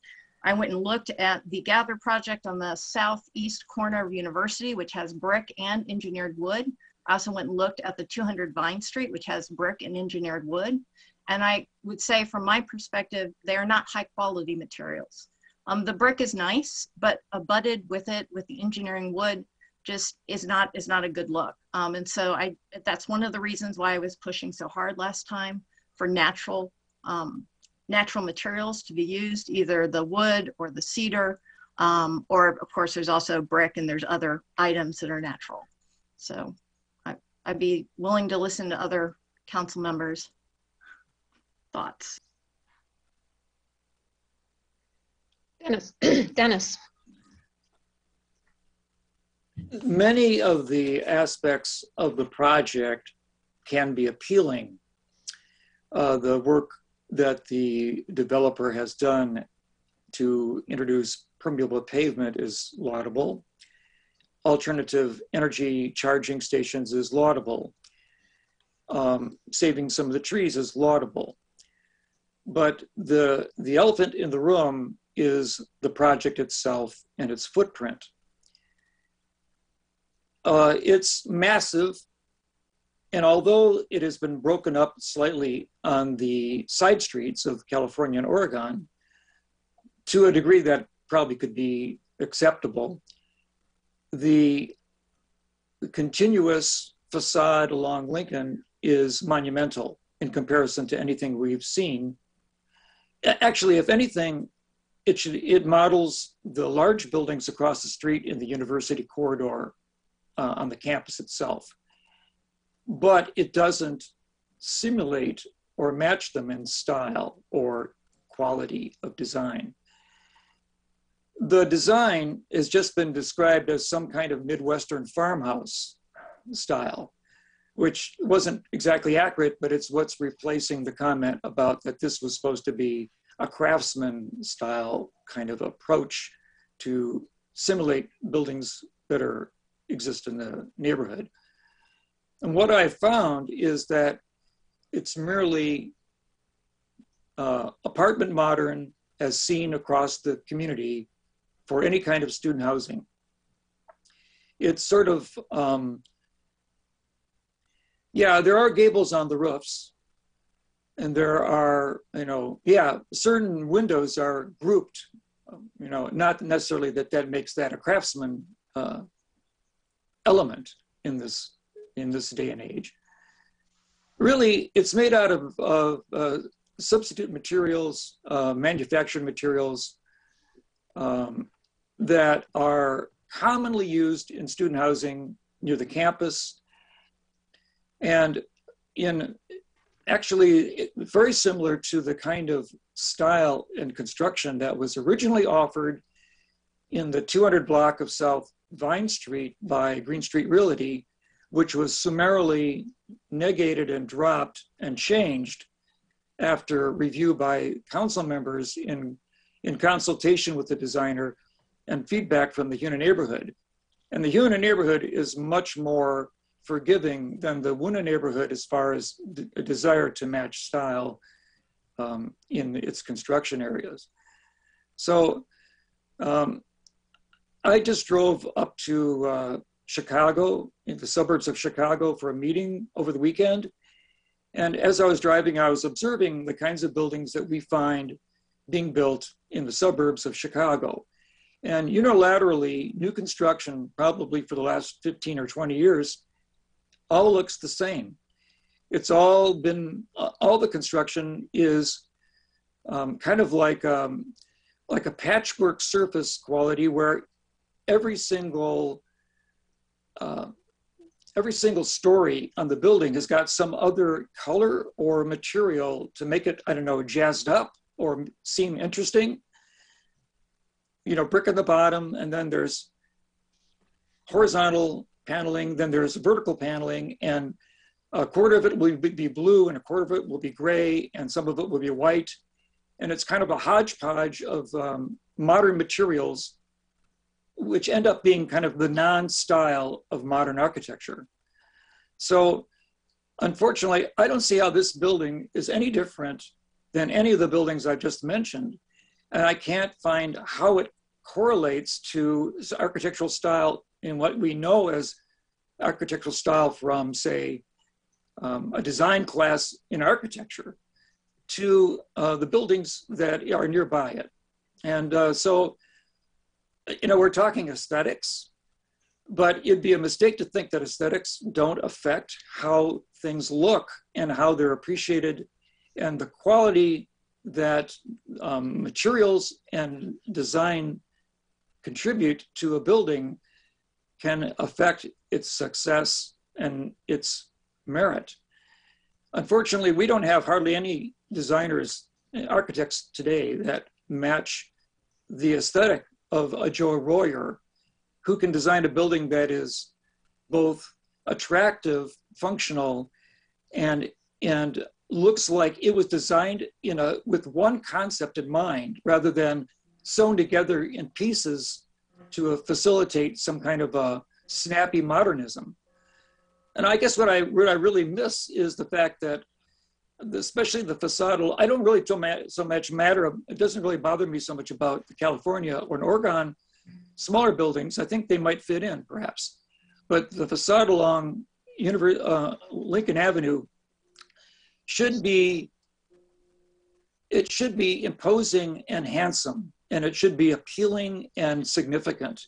And I really find that this just doesn't go there. So if we're thinking about what the design guidelines are in the Busey corridor, I think it sort of fails, unfortunately.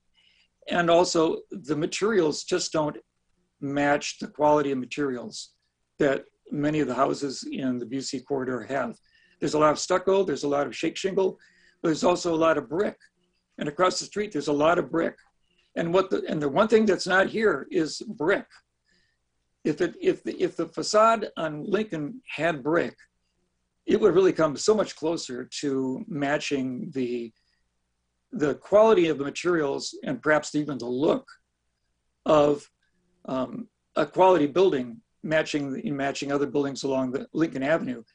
And so I'm just wondering if it wouldn't be a consideration to turn the conversation around, to reconsider the facing on the facade along Lincoln Avenue, to make a brick the most prominent feature, and add, limestone lintel bars under the windows and above the windows to suggest that there's a real architectural style going on here.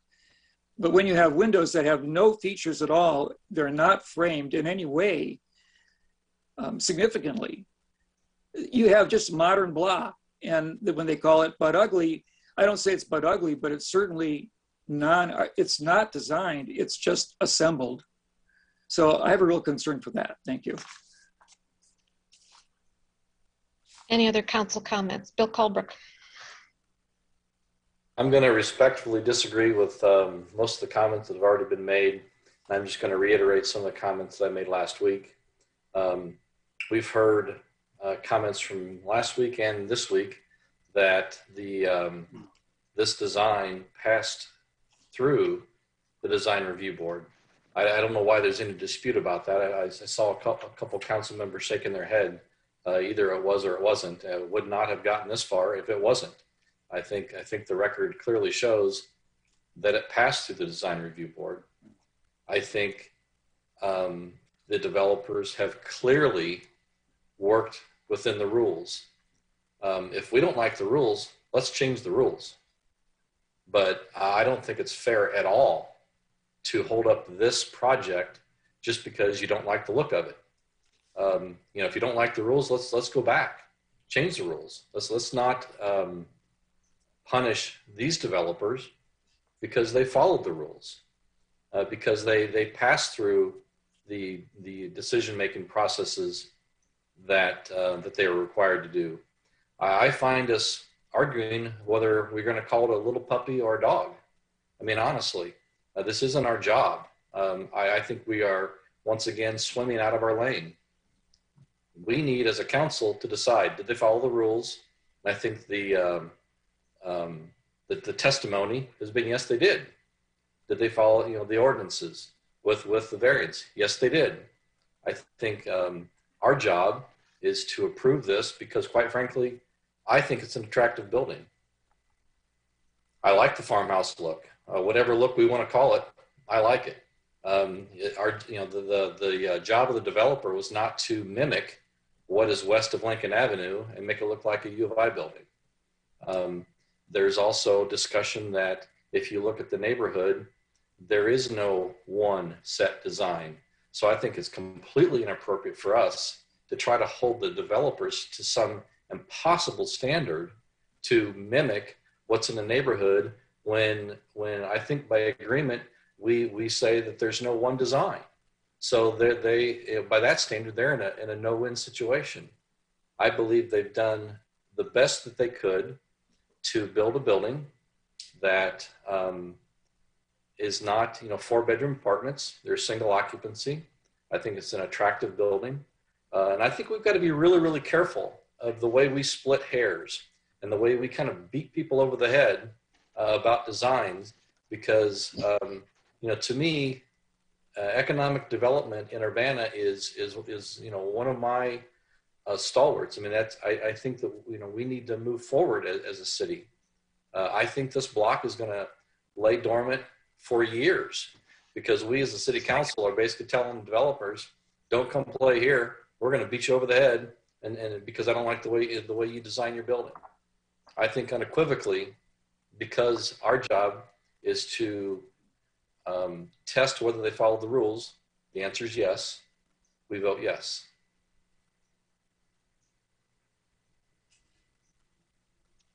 Bill Brown. Yeah, I just go through my thought process a little bit. I agree that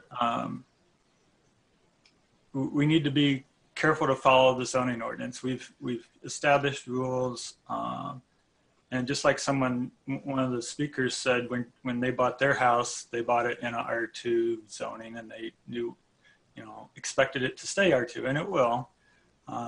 This is R4 and R7, and it's in the Lincoln-Busey corridor that has established guidelines. And I was looking again today at them, and it designates that particular block as higher intensity of the corridor, that and the one north of it. And then the ones south of there are lower intensity. And there's kind of an angle through there. It's all very, very precisely laid out. So, as far as the density goes and what you're expecting from developers, I think they've definitely accomplished that. And I watched the design review board meeting again this weekend for the second time, the 4-hour meeting. And after getting that letter last week that claimed that they had made some decisions on things or made some conditions that weren't reflected in the plan. They talked a lot about future proofing, like Kevin was saying, in case the time comes where they want to add solar panels, or if we demanded they added solar panels, they wouldn't have to go back to the DRB to get that approved. So there were some things like that, but the two things I think, the canopy trees and the interlocking pavers that they required, I think are in there. And Kevin's expanded on that too. As far as stormwater goes, we have a subdivision and land development code that I guess is in the process of being revised, but that has more than 10 pages on civil engineering analysis and calculations on how to calculate the 50-year event and how much you can have flow off. So all that has to be done when they build it, when they actually do the plans for it. Runoff has to be controlled, but there is concern about the trees getting enough water. And I think it was really useful and really important that Mary Pat was able to provide a lot of intelligent input on how that works. And I think it's made a difference. I think that part of the plan is better. And I think the trees will have a lot better chance of surviving. I like the fact that there's fewer driveways than there would be if these properties were individually developed. That provides more room for street trees, and they've added some street trees where those driveways were taken out. So I think the thing for me is just weighing the pros and cons and trying to imagine what would happen if this didn't go through. I don't see any way. I mean, it's zoned R4 and R7. Nobody's going to preserve those houses and try to turn them back into single family houses. We have a house a block away that's been on and off the market for 5 years through the Urbana Development Corporation. And nobody's biting on that, So people, I know it's hopeful, and I like some of those buildings. I hate it when we see old structures that were well built originally and still have character and everything. But this corridor was designated for this years and years ago, way before my time on the council. I mean, I don't know when the actual zoning for this was done. I guess maybe when they did the comp plan. So I'm leaning toward approving it. I know my neighbor's going to yell at me, but I don't know if it'll pass. But I hope people at least express what they think would come of this in an honest way if it's not approved. Eric? So I don't think our job here is to rubber stamp whatever vote happened at the design review board. We get to vote on this because we get a final say about whether the guidelines were really met or not met. And in this case, it's quite clear to me that the guidelines were not met. The goal of the Lincoln-Busey corridor is to provide a buffer and protect the R2 neighborhood that it's adjacent to. In any project of this size, where you've got a uniform design on 70% of a square block, is just not going to fit in with an R2 neighborhood that has an eclectic, old 1800s, early 1900s taste, the architectural style. It is an eclectic style, but now you've got a monolith, and it is the largest development in this entire neighborhood, in this entire West Urbana neighborhood. And so there's no way something this large could fit in.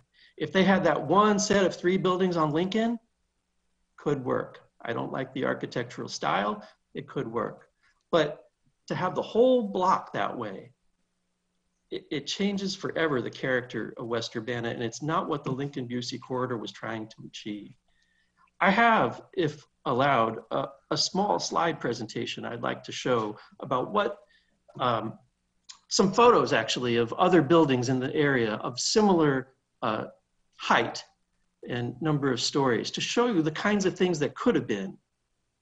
May I show that? Sure. Let's see if I can do this. Why not? Try to make a point, make it quick. All right. Here we go. So this is an example of a 3-story building here in Urbana on Green Street. It has nice brick, it has stone, it has balconies. It's the kind of thing we'd like to see. It fits in with the neighborhood pretty well. It has pitched roof. It doesn't stand out as an eyesore. It's smaller, but it could have been made bigger in a bigger spot. Here's one in Champaign with Art Deco features. It's a 4-story building in brick and masonry with Art Deco features. It's a new building. Can be done. It has underground parking. That also can be done in modern times. I've been told it's too expensive, can't be done. There's actually quite a few examples of this in Champaign. This is not some other country. It's not another state. This is a walking distance from our current site. Here's a very modern building, 3 stories. Not my taste personally, but it's very tasteful. It is authentic to itself. It's got a style. It fits. Here's another very modern one, 4 stories, completely different, but it makes a statement, and it's on a street where it could work. Even that could work on Lincoln, perhaps. Here's a more traditional brick and stone, masonry, 3-story building, taking up a whole block. Not bad. Here's one, very interesting roof, 4 stories. Again, underground parking, interesting features, brick, skylights, takes up a whole block, still works.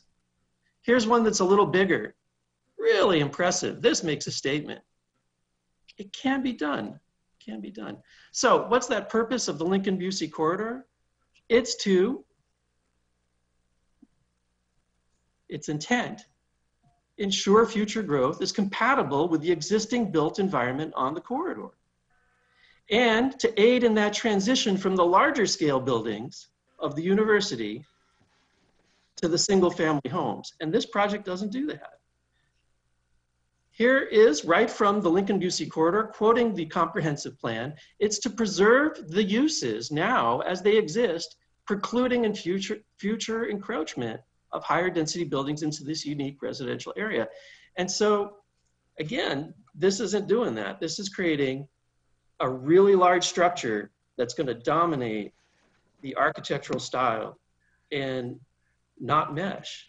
So that's why I would vote no on this. Also, at the end of the day, this is a political process, and I think you've heard loud and clear that the neighborhood does not like this project as proposed. Now, what could come next? I would argue that in the future, a building of the style of some of the ones I just showed you could be put there. There could be a process that involves the community. And I would say to you, it's not just whether all the people agree. You're not going to get all the people to agree in the community. But the process itself has value of getting input from the community and taking them seriously. That really hasn't happened here much in Urbana, and it really needs to. Otherwise, we get into this loggerhead situation where no one feels that they've been considered who lives here. And remember, all these homeowners, they are the long-term investors of this neighborhood and of the city. So with that, I turn it back. Any comments from folks who haven't spoken yet on as discussion? Sharice or Jared? You're muted, Sharice. I already said what I was thinking about. Okay. Jared, did you have any comments to add? I'm just really enjoying the debate, to be honest. Everybody's making some really good points on both sides of this argument. So I wanted to hear what Bill was going to have to say to Eric, because he had a response. Yeah, I mean, I think we have to realize that there's a lot of economic reality that was being ignored there with 4-story buildings. Not only economic reality, our FAR would have to be about 4 or 5 instead of 0.76 to allow something like that. The more development space you give somebody, the more they can do. Yeah, they could do underground parking if you give them a 4 or 5-story building. It's just pretty simple economics. So yeah, if you want bigger, high quality brick and steel, you're going to have to raise the density. I don't understand why that's such a hard thing for people to understand. I don't think that's what most of the neighbors want. I don't think they want those big buildings. I think what they were looking for is this type of density, but just in maybe broken up structures more, or structures that blended in a little bit more. When you look next door though at the Europa house and consider that that's actually closer to the neighborhood than this is, you know, that's much higher density. I don't find that building especially attractive. I don't find it ugly. The one on the north side, or the Busey, is not bad. But you know, it's higher density for sure, about the same height. So we have, you know, 35-foot height limits. All that stuff comes into play when people are designing this. So I wouldn't fault the developer for that. I'd fault, you know, the people that, I'd fault the city council, us, or people who come before that put all those limits on there to make it hard and to really build anything there. We have the parking requirements, stormwater requirements. I don't know if Champaign has stormwater requirements, but no, they don't have parking requirements. We do. So all that comes into play, and I think the developers have really tried. And just for a little more perspective, the stormwater difference, I think they were saying it was 14,000, about 14,000 square feet, no, 7,000 square feet. What was it? I worked it out. I think it was 7,000 some additional square feet of impermeable surface compared to the existing. And we have the stormwater utility fee that bases your usage on the amount of impervious surface. I mean, the amount of the stormwater utility fee you pay is based on impervious surface. But for single family and duplex properties, they use an average. The average per single family property is 3,100 square feet. So the additional impervious surface on this development would be equivalent to about 2 1/3 single family homes. That's the additional impervious surface we're talking about adding there. The one that the impervious surface that people are getting so upset about that it's going to overflow our stormwater capacity.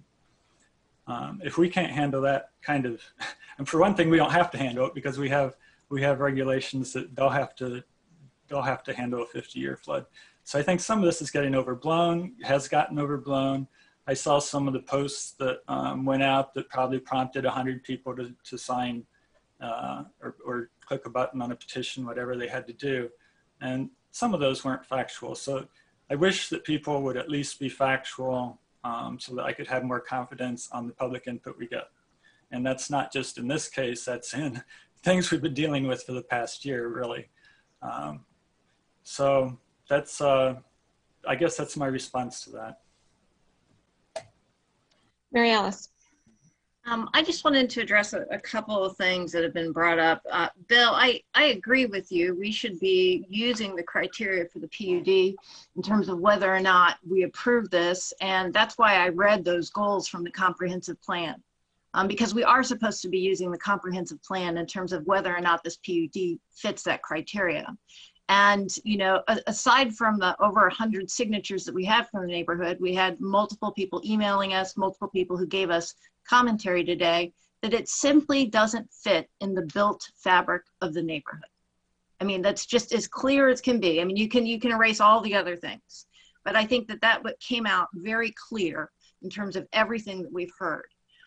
The second thing that I wanted to bring up was the DRB. And I think you're right. I think we need to fix this process. I think that it is broken. And I agree with staff that it passed. Where I disagree with staff is that we had 7 conditions.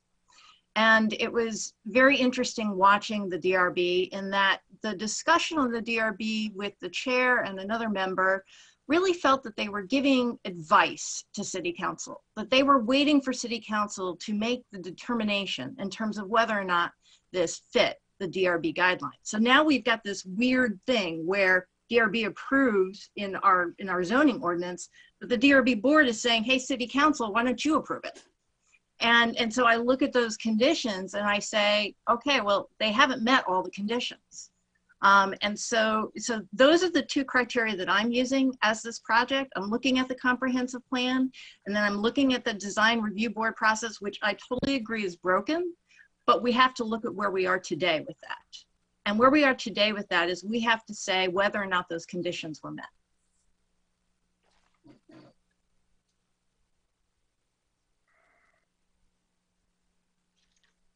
Bill Colbrook. I guess I just want to respond to both Mary Alice and to Eric. Mary Alice, when you read those conditions for the corridor, you said that unequivocally those were not met. Well, I see it just the opposite. When you read those, I said, "Yep, met that one. Yep, met that one. Yep, met that one too." So I mean, I see it completely different. So it's not clear as day. I've got a different opinion than you, but I think this project, does fit the criteria for that corridor. And Eric, if I was going to give a PowerPoint presentation to make my point, I would have taken the same pictures and said, "Look at these buildings. These absolutely would not fit in that neighborhood because I think, in my opinion, the design that the developers are putting forth today is a much softer look. It's a much better transition from across the street to the west, to the university, to the east, and the residential area.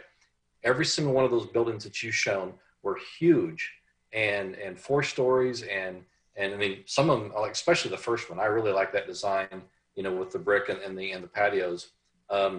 But after that one, I would absolutely use every one of those examples in my case to say, see, this is exactly what you shouldn't put there. So, I mean, it's just amazing how we can look at exactly the same buildings and have difference of opinion, just like we're looking at this development. And clearly my opinion is different than some others on the council, but I'm going to go back to what we said. I believe they followed the rules. I think they've done what has been asked of them, and my vote's going to be a yes. I'd like to clarify something here. I think we're kind of going in circles at this point, and I assume that people have made their minds up as far as how they're going to vote. But I wanted to clarify a couple of things. Number one, with regard to the conditions that were passed out of the design review board. And I've got these in Exhibit K, draft DRB minutes. The first condition was this: construction of the proposed building and parking area shall be in general conformance with the attached site plan elevations and architectural renderings in Exhibit C. Any significant deviation from these plans and renderings shall require consideration by the Design Review Board. That's standard coming out of them. That basically said they're going to build it pretty much the way they have it in their plans. Number 2, the stone masonry material may be substituted with another masonry material that is on the materials list in the approved design guidelines. That's a may. It's not a shall, it's a may. And in this case, they chose to substitute what they call the round rubble now with the rectangular rock. Number 3, either natural wood lap siding or wood sewn siding as listed in the materials list in the approved design guidelines be accepted as alternate materials to the proposed engineered wood siding. Reading that, it does not say shall, it says this is a possibility. This is another flexibility. Number 4, allow the footprint of the parking lot to be reduced in any areas where it could help preserve trees, taking into consideration a reduction in the number of parking spaces. The developer did reduce the number of parking spaces, I think by 5, to allow for more drainage for the trees. But again, it was the DRB giving the flexibility to do that. Number 5, permeable pavers shall be used in any area that is indicated as permeable pavement. Permeable pavers may be extended to any other areas of the parking lot. And the developer has agreed to try to maximize the amount of permeable pavement pending the engineering studies. Again, flexibility. 6, allow solar panels to be installed on the rooftop of the buildings. That gives them the flexibility to install solar panels in the future. Right now, they're going to make it solar ready. And number 7, canopy trees shall be added to the landscape plan of a diversity of tree species as appropriate, and look at the replacement value for trees being removed from the site in coordination with the city arborist. So of those 7 conditions, 2 of them were shall, and the rest were may or allow or basically give flexibility. So people stating that these developers did not meet the conditions set by the DRB are misinterpreting what was done and passed out of the DRB. And I'd like to make the point and emphasize this again. The city, the developer have complied and have followed the existing planning and zoning guidelines and documents that we have available to us. Those are the tools that we have to use. I agree the process needs to be fixed. It's one of many things that are outdated in this city and that we are systematically trying to address. We just can't do it all at once. But the comprehensive plan, which was adopted in 2005 based on input, gathered 20 years ago, basically, the Lincoln-Busey corridor guidelines, which were incorporated into the comp plan, and the zoning ordinance itself, all reflect a great deal of input from the community, and particularly from West Urbana, because I remember when all these things were done. I wasn't involved in the process, but I certainly remember hearing the input from the neighborhood, and it definitely reflects the values and the desires of the West Urbana neighborhood. But if you look at what the Busey corridor actually says, and the zoning that's in that corridor, and it's been pointed out, the PUD is located in a block within the Lincoln-Busey corridor. It's been recognized as a transitional area in the comprehensive plan. It was flat out said this is appropriate for higher density housing, and the developers have followed all our written guidelines, policies, and ordinances in this. And it's very upsetting to hear the public continually attack the developers and city staff and accuse them of violating the law. They're not. They followed exactly what the city told them to do. Whether you agree with it or not, or whether you think it has to be changed is a different story. But whether they followed our rules, yes, they did. The underlying zoning for the parcels that this PUD involves are either R4, again, that's medium density multifamily housing, or R7, that's university residential. This is also in zone 1 of the corridor, which is designated for higher intensity development than zone 2, which is just south of there. And it basically, and the Lincoln-Busey corridor guidelines also say, quote, it can be of a larger scale than those proposed in zone 2. And then our zoning ordinance says that a PUD has to go beyond, you know, if you're going to get a variance, you have to provide amenities. So I can also assure the public who, you know, it's been very frustrating to get some of the emails we've gotten over the past few days or listen to what people are saying, and over again hearing that the city doesn't listen to the community, the city doesn't value public input, or what we do doesn't reflect what the community wants. And I can assure you that it does. Just in my few years here as mayor, I have had the opportunity to see some proposals come floating past us that have never seen the light of day, because we knew that it didn't reflect what the community wanted. If something was too tall, too big, too massive, too dense, too many cars, too many people, they weren't entertained. You know, they weren't even brought. They were discouraged, and because they would have too much of an impact on the neighborhood. So that's done out of respect for the neighborhood and what the neighborhood deserves and wants.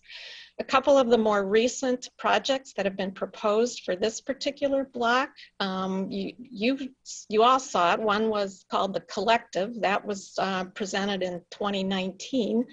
That had a setback of anywhere from 6 to 10 feet. If you want to talk about massive, that was massive.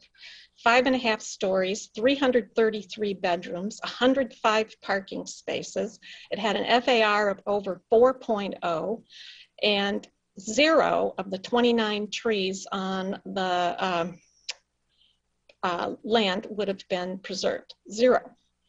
That, and then it had some commercial or retail activity. So that one didn't make it. Then there was another one, another PUD that was I guess a preliminary proposal that had setbacks of 15 to 20 feet. It was 3 stories. It was 104 bedrooms, 38 parking spaces, an FAR of 1.366, and it wanted to save 4 of the 29 trees. That one didn't make it. So you compare it to this current proposal, setbacks of 25 feet all around. The sidewalk is set back 19 feet from Lincoln Avenue. It varies from 2.5 to 3 stories tall, 70 bedrooms, which is about what you've got there now. I walked around the whole block yesterday, took pictures, etc., and looked at all the trees. There's a house there that has 14 bedrooms in it. It's in the R7 end of the block, 14 bedrooms in that house. Anyway, this is going to have 70 bedrooms, 44 parking spaces. So we're pulling cars off the street, which is a good thing in that particular block. It's got 4 EV parking spaces. It's wired to develop more if the demand increases, which is also a good thing. 76 bike parking spaces, FAR 0.76. They're planning to preserve 24 of the 29 mature trees on the site. Now, I think people need to remember too is if you talk about tree preservation, a lot of the big trees on that site are on private property. And somebody could come along and say, oh, just get rid of all these trees tomorrow, and we would have nothing to say about it. There'd be no public oversight at all. So this PUD does give some public control over the trees on the site. And the buildings, again, are going to be solar ready. They did increase the energy efficiency of the building over above what's there now. And they are accessible or adaptable for persons with disability. That's also very important. They're safer because they're sprinkled. For fire protections, I think it's a great idea not to have driveways on Lincoln Avenue. It's much safer to have the entrances off California Street. And they're going to do what they can to increase the permeable pavement on the interior of the project. So again, to say that we need to be factual here, has been pointed out. If you could talk about the mass of the building, you hate the design, you don't like the size of it, but to claim that people have violated the law and not followed the process and aren't giving anything as far as amenities for this project, it's just not true. And you know, you'll vote tonight. I agree the processes need to be changed. We're in the process of updating the comp plan. We need to rewrite the zoning ordinance. Frankly, that whoever put together the Lincoln-Busey corridor, you know, they almost went parcel by parcel, and that's crazy. So we need to redo that as well. And obviously that will involve a great deal of community input, but we're dealing with the laws, the ordinance, the processes that we have now, and that's what you need to be voting on. So, Bill Colbert, this is your motion.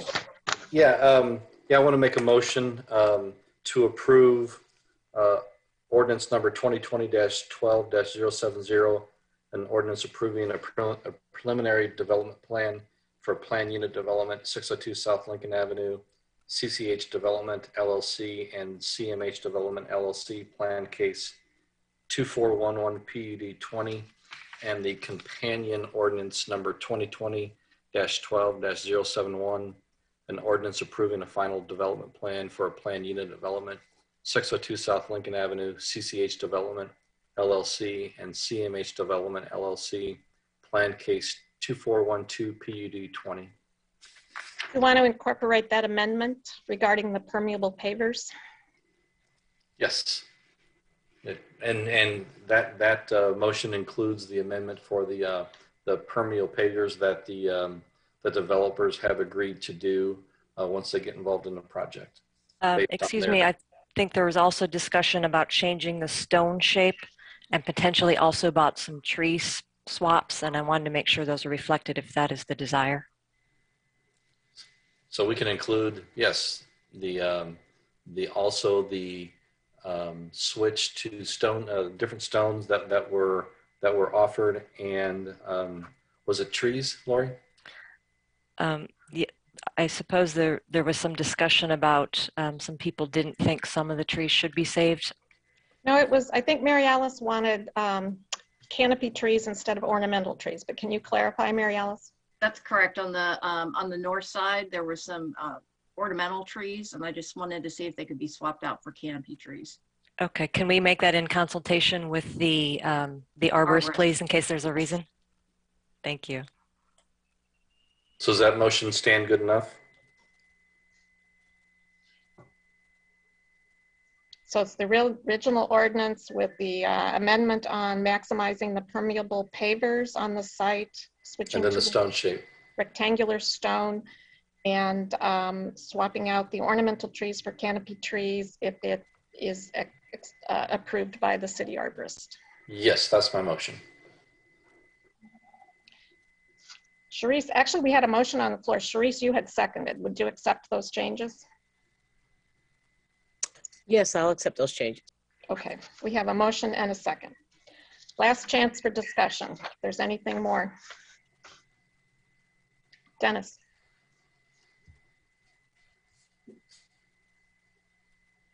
The problem that we seem to be facing in this community is that all current development that we see in this town is substandard as far as design. The modern approach to putting together a building is to slap together a little bit of brick, a little bit of vertical siding, a little bit of horizontal siding, to ignore any kind of actual casement window treatment, or to replicate any previously historic design element, but to merely put together what could be a series of these look like student housing, or what one sees in modern residential suburban kinds of construction, where the cheap materials of the era, the plastic, sidings, whether they replicate wood or pretend to replicate wood, but of course never actually look like wood, flat, sort of like pseudo brick or masonite looking like surfaces that are painted. And we see these on the Gather, in the upper stories of the Gather construction going up right now at the corner of University and Lincoln. And deciding that we'll splash some color on the first floor that's different from the second floor. And if there's a window bay that butts out from the side of the building, that'll be a third color. And in the facade will have vertical lines instead of horizontal lines, just to be different. And so what we're getting is we're in an era of bad design without true hegemony or harmony. It's like a bad quilt. And I think that when we accept this as a standard that we're going to be enshrining along Lincoln and any other future development that's in the downtown area where we think that we want quality and we want to be proud of buildings, but what we're getting is generic, modern. I think that we're making a mistake in encouraging it. The developers here could go back. I mean, what we could do is hold this in council or send it to committee again and find out whether developers would like to reconsider the facade veneer. Would they like to engage a lot more brick into the building, or maybe this rectangular stone? The example that Eric Sachs showed us, the very first one, which is 701 West Green Street, a 3-story building that was completely clad in brick with balconies. It had an integral harmony, which was obvious and was not matched by the other buildings that he showed us. And I would agree with Will Colebrook that those are not good examples of modern architecture that we would like to emulate, because they also have rather hodgepodge and arbitrary features. But there are examples in the community that we should emulate and we should use in the Lincoln-Busey corridor. And the architect here just hasn't provided that. Well, I'm sorry to say. Yeah, what we have before, we're approaching 10 o'clock, so I think we need to move ahead on this. But well, those are my thoughts. Okay, you have a motion on the floor. Bill Brown? Just one final thing I thought of earlier, and I forgot to mention it. I think, you know, a lot of times we're looking at buildings from the outside, but it's also useful to think of what it's like to live there, because those are our potential future Urbana residents who we represent. And I don't think in general, they would be willing to give up a lot of, you know, efficiency of efficiency of their electrical. Boy, it's getting late already. You know, energy efficiency. Energy efficiency, thanks. And amenities inside, and having the trees to look at that would be saved with this project, so that they could have brick on the outside. I mean, I think there's a trade-off. You know, they have a certain return they need on this investment, and if they don't do it here, they'll do it someplace else. It's not like they're going to be willing to accept less here because they have other options. That's just the way it is. So there's always a trade-off, and I think I would prefer that our potential future Urbana residents have those options, and also that we would be offering 1-bedroom units that would diversify the student population in this part of town. Okay. Or other professional. I think I'll ask the clerk to call the roll.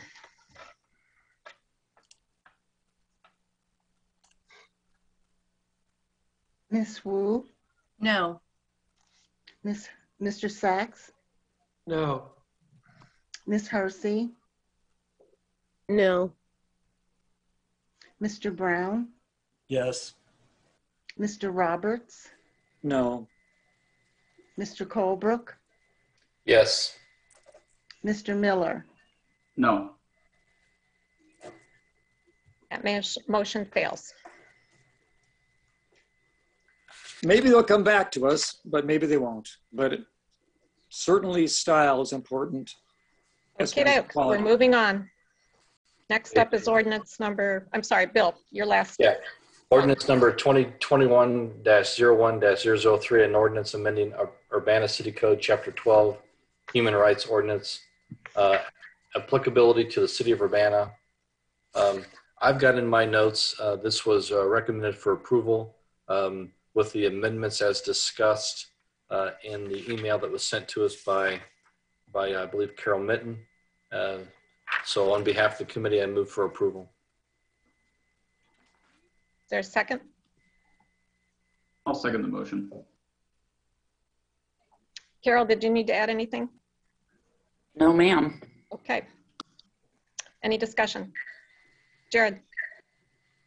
I just want to say quickly, I'm glad to see the language added into that section. I think it will do much to help us have a more clear and transparent process.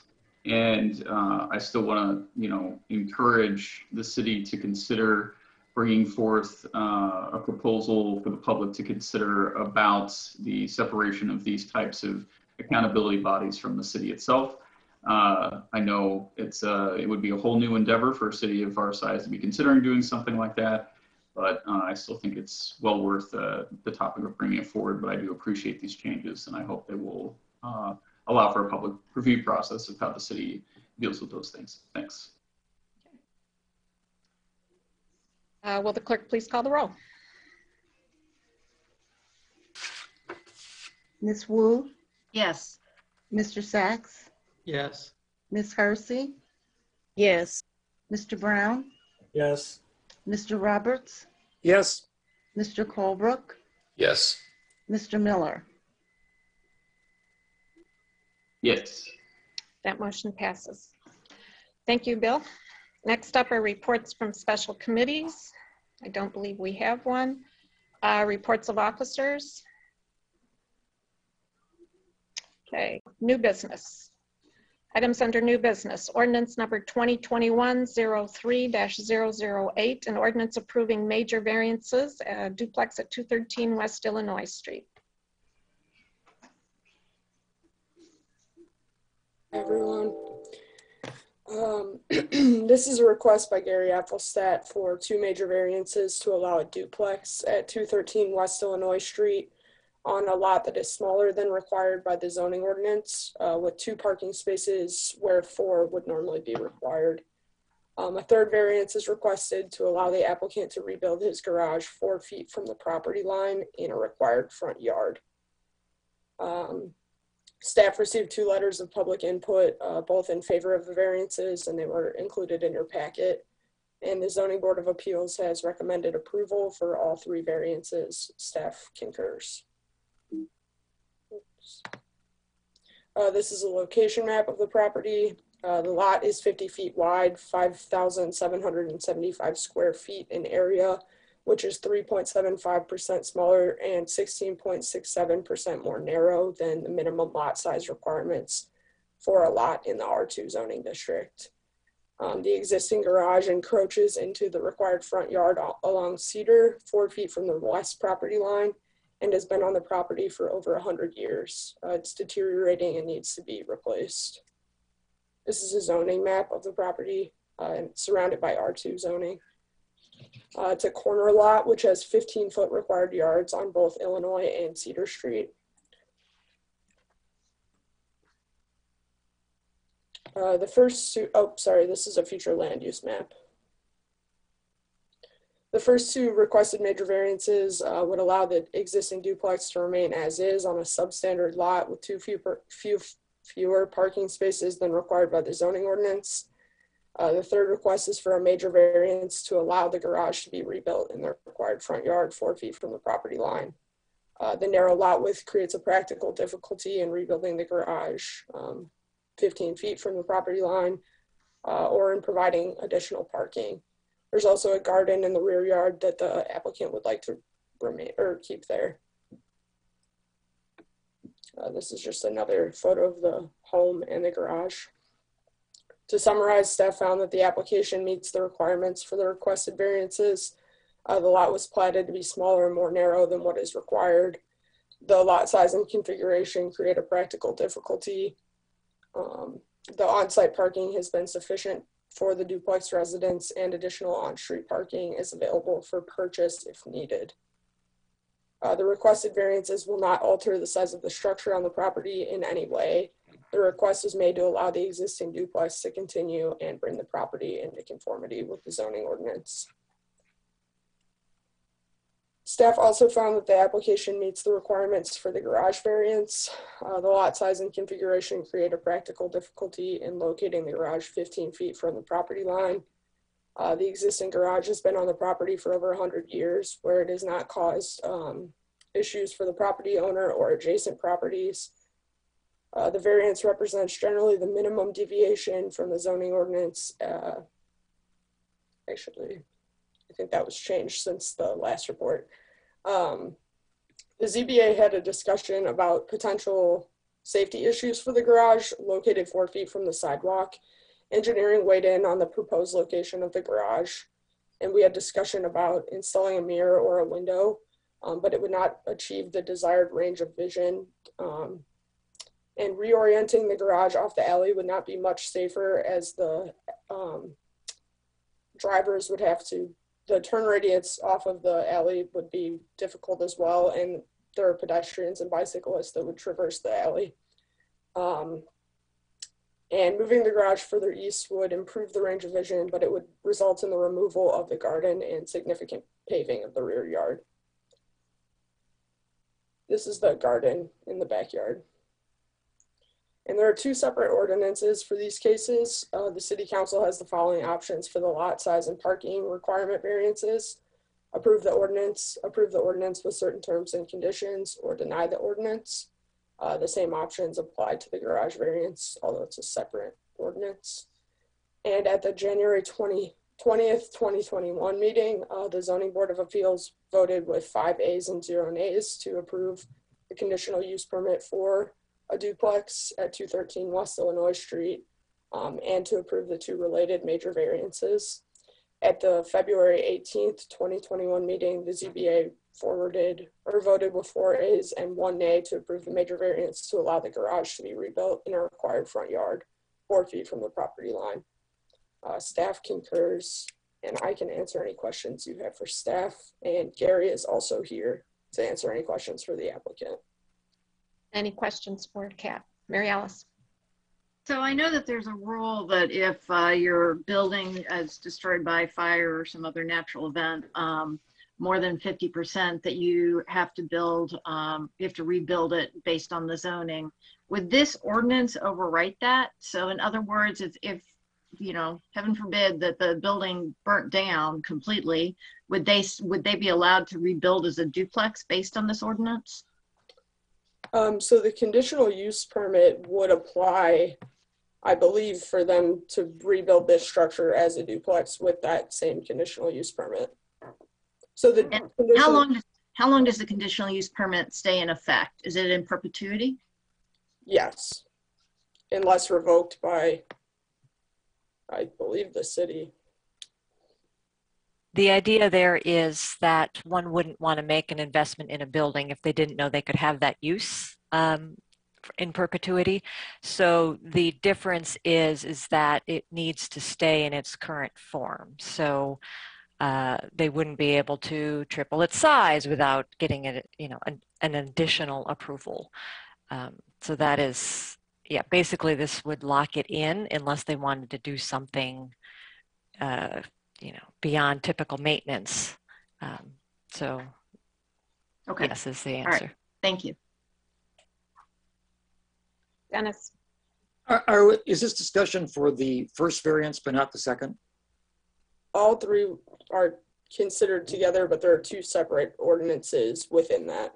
Okay, so I want to ask about the discussion that was in the in the committee about the garage.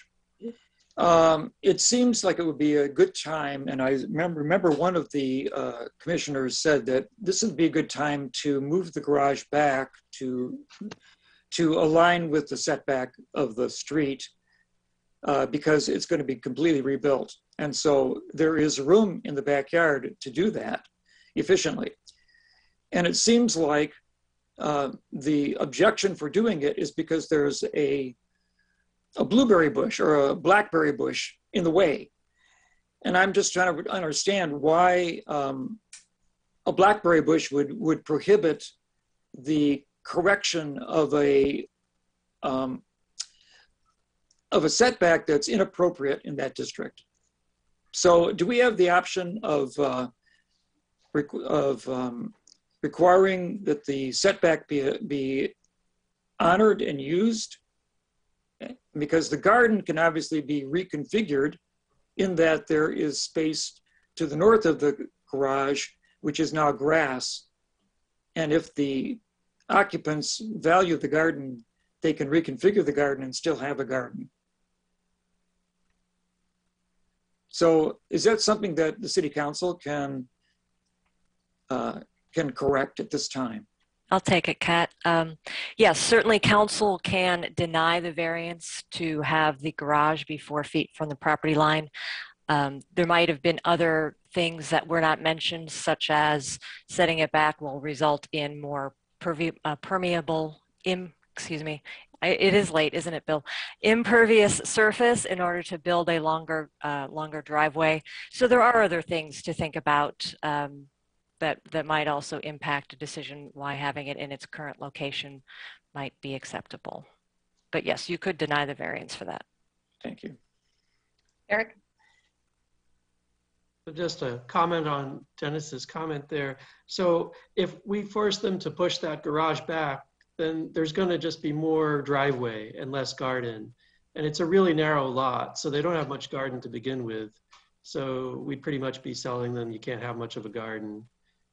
As I said, it would be, there's room that's grass to the north of the garage that could be plowed, cultivated. The fact that the garden runs one way today doesn't mean that it couldn't run a different way tomorrow. Well, it'd just be less garden because you'd have to have more driveway. Yeah. Okay, well, let's start with the first ordinance there, which is 2021-03008. Can we get a motion? Yeah, I'll make a motion to approve that ordinance. And I'll second. Second, or it's made by Dennis, seconded by Mary Alice. Any discussion on this item? Mary Alice. I guess what I want to say is,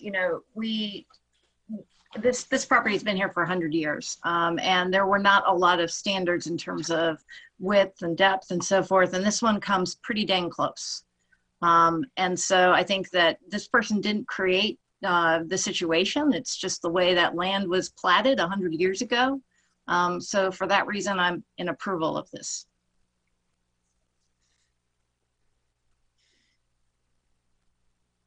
That's the story of much of West Urbana.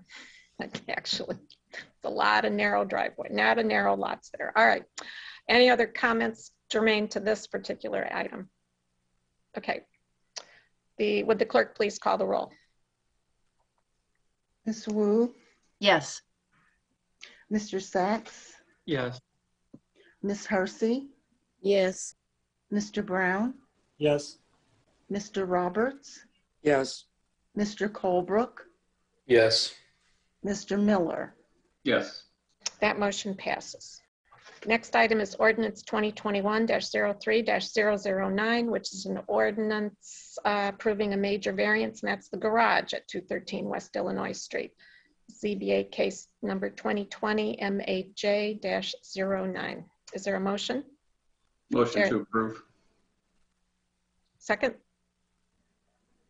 Second. Moved by Jared, seconded by Sharice. Discussion. Mary Alice. Yeah, so I read through the ZBA notes in the discussion about this, and they had talked about changing the direction that the cars come out, the doors going facing the alley. So I actually drove over there today. I walked around. I have not a big SUV, but a mini size SUV, and I drove into that alley, and there's absolutely no way that you can face those doors going to the alley. There's just not enough room there, and there's actually parking just on the other side. So if somebody was parked there, you would just be trapped. I think my biggest concern with keeping, and well, let me also say that the garage is in desperate need. It's like tilting. So I'm very happy to hear that they're trying to replace it. My biggest concern is really with pedestrian safety. So it is right there. That is a walkway for people who are going to Leal. So I was hoping that Bill might be able to weigh in a little bit as the chair of the bicycle pedestrian committee, because that really is my only concern with the garage being rebuilt at the same location. I think usually the main concern is if they have enough driveway to park in where they'd be hanging over the sidewalk. I don't think that's the case here, is there? Is it? No, they park in the garage. Yeah. So I don't think there'd be a major concern with the pedestrians. Okay. Dennis. Well, I think this is a real opportunity to correct what is an anomaly as far as the placement of the garage against the sidewalk. Maybe it was not a big deal in the old days when the garage was built, but I mean, if we're going to have setbacks and we're going to enforce them and we want to preserve the general alignment of the buildings and structures along a street, this is a great time to make that correction. And, you know, it doesn't have to be a driveway that's led up to the garage with cement. It could be gravel, crushed gravel. That would be just as adequate. I'm not sure crushed gravel is allowed these days. Yeah, not new. Cannot be installed new for driveways. Oh, that's interesting to know. Anyway, I think that, I'm not sure that I think that a blackberry bush is a significant reason not to move the driveway to the appropriate place and to honor the setbacks in the community. When the garden can be reconfigured because there's a green grass between the house and the garage as it is, which certainly could be used for cultivation if they wish to. Well, there's a motion on the floor for approval. That's right. Will the clerk please call the roll?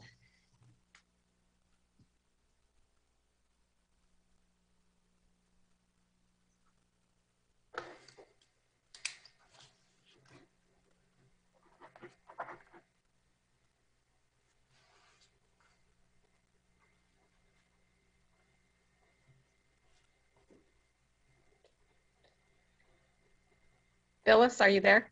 Oh, yeah, my computer did this, the laptop did this stupid stuff again, so it's just now back on. You ready? Yes, please. Okay. Ms. Wu? No. Mr. Sachs? Yes. Ms. Hersey? Yes. Mr. Brown? Yes. Mr. Roberts? No. Mr. Colebrook? No. Mr. Miller? No. That motion fails.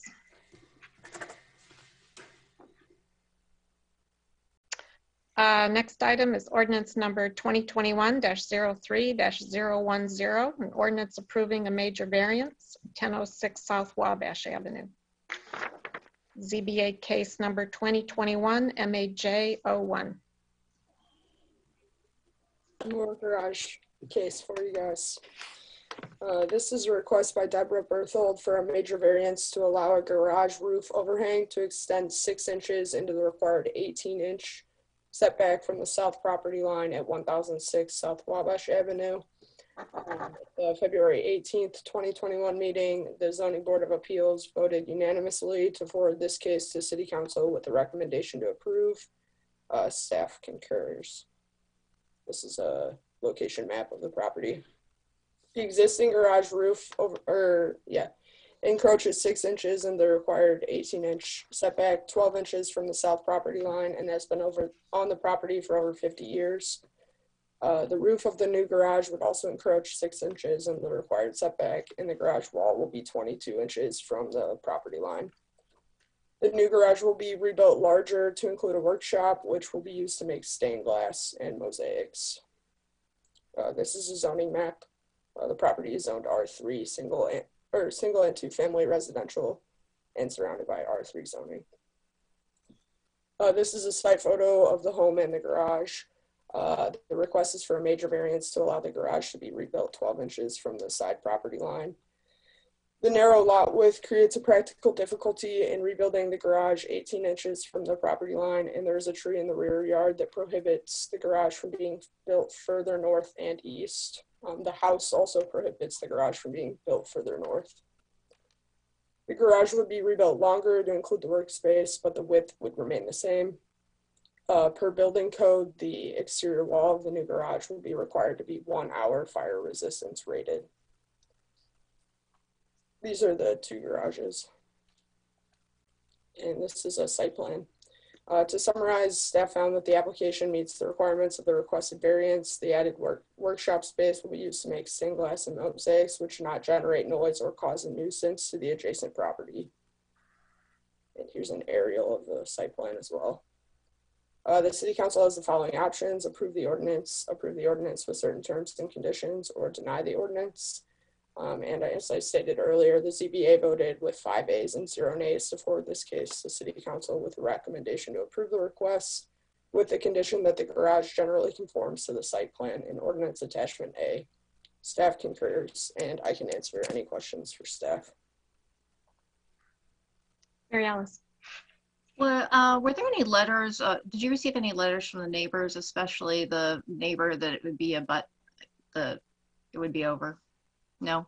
No letters of public input, although Deb has had significant conversations with her neighbor, who is also looking to do the same thing potentially in the future, rebuild her garage that close to the property line. And that one is 17 inches from the property line, so it's about 1 inch from that 18-inch requirement. Would you mind putting up the side-by-side with the little gate next to it?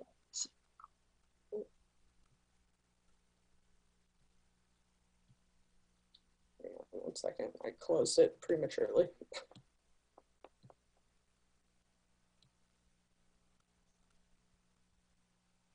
So the photo or the site plan? Which one? The photo. So I was looking, down number 6. Yeah, so my question is the property line, who owns that little wood gate? That is an excellent question, and the applicant is online and could probably answer that better than I could. The wooden gate itself belongs to the neighbor, but the land between the garages is split. Okay, and so would rebuilding this garage or extending it, would that impact that little gate there? I'm just curious. We haven't even talked about that. Okay, all right, all right, okay, thank you.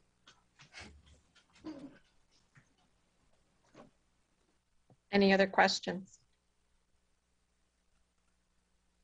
Could we get a motion? I'll make a motion to approve the ordinance. I'll second. Moved by Jared, seconded by Bill Brown. Further discussion? Dennis? Yeah, I don't have a problem with this. It seems that not too much is being taken and more is being gained. I think that I was sort of surprised. I thought that actually looked like a pretty nice garage, good looking garage, and matched the house. So I sort of hope that I recommend that the future garage have similar qualities and not just become a metal can with a louver door in front. And good luck with the mosaic making in glass. I also have a kiln in my garage, which I haven't used in 15 years, but I appreciate that.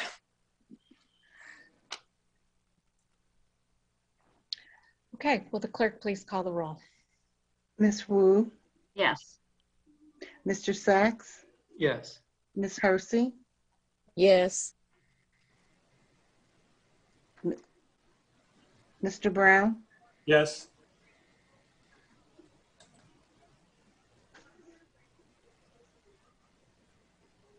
Ms. Hersey, Mr. Brown? Yes. Yes. Okay. Mr. Roberts? Yes. Mr. Colebrook? Yes. Mr. Miller? Yes. That motion passes.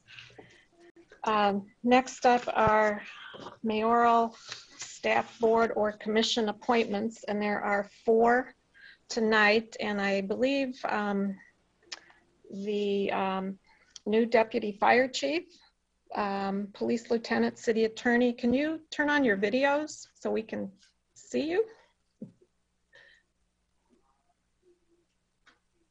Great. Wonderful. Okay. And I'll just go over the 4 for you. I'm very pleased to welcome our deputy fire chief, Mr. Damon Dade. And actually, as you remember, this is a brand new position in the city of Urbana, long overdue. So we're really thrilled to have Mr. Dade here. He's been in the fire service with the Quincy Fire Department for over 21 years, 11 years of experience as a company officer. In January of 2020, he was promoted to Deputy Chief of Administration, just in time for the pandemic to roll into town. In that role, he created the Quincy Fire Department's COVID-19 policies, formed a joint task force to address civil unrest response, and implemented the department's annual training schedule. He served as president of MABUS Division 44. He's currently a member of the Governor's Firefighting Medal of Honor Committee. He's also a field staff instructor for the Illinois Fire Service Institute at the University of Illinois. He holds an associate's degree in applied fire science from John Woods College. And I will say that the city council received copies of the vita for these 3 employees. Police lieutenant, my appointment for police lieutenant is James Corey Coker. Corey Coker has served as a police officer with the city of Urbana for almost 21 years, beginning in June of 2000. He worked as a patrol officer until November 2004, at which time he began his service as a detective and school resource officer. In 2006, he moved into the position of field training officer, where he trained recruit officers in policy, procedure, criminal, and traffic law.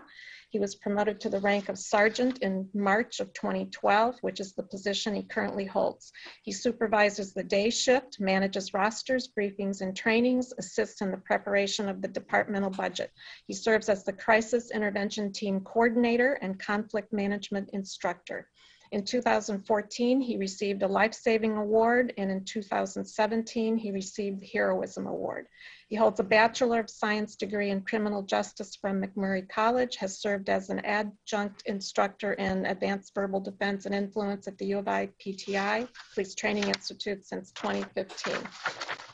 And I will add to the public comment that you received tonight, we did get 5 letters of support for Sergeant Coker's promotion, including communication from the Central Illinois Mosque and Islamic Center, from the City of Champaign, Mayor Finan, from the Police Training Institute, and 2 members of the public, Molly and Randy Pankow, and Vic Anand, all in support of this appointment. I also would like to appoint David Wesner of Evans, Froelich, Beth, and Chamley as city attorney. I will point out that Mr. Wesner is not a city employee. We are contracting with him as an attorney from this firm for the time being. So he will not be a city employee. Dave Wesner has over 25 years of legal experience representing various cities and local governments in all aspects of government and affairs. His areas of expertise include advising elected and appointed officers and staff, drafting ordinances and resolutions, drafting and reviewing contracts and agreements, advising on matters involving the Freedom of Information Act and Open Meetings Act, collective bargaining, personnel matters, prosecuting municipal ordinance violations, collection of delinquent accounts, reviewing contracts and other documents, and conducting administrative hearings and real estate matters. Dave currently practices at Evans, is it Froelich or Froelich? It's Froelich. Froelich. Beth and Chamley, and he's worked for the City of Danville as Corporation Counsel and head of their legal department from 2008 through 2019. And then the fourth appointment is for the Plan Commission for a term ending June 30th, 2022, Deborah McFarland. Deborah McFarland is a multi-decade resident of Urbana and is founder and CEO of Dream Girls Academy, which is a locally based nonprofit organization aimed at providing leadership and structure for females in 6th grade and above to become positive and responsible women. She's on the executive board of the NAACP of Champaign County, serves on the program planning team of Urbana Park District. Deborah lives in the neighborhood where she grew up and hopes to help bring life and opportunity back to the Dr. Ellis Drive neighborhood. I would appreciate a motion for approval. Jared? Before we do that, I'd like to make a motion to extend the meeting to 10:45. Oh, thank you. Is there a second? I'll second that. Would the clerk please call the roll?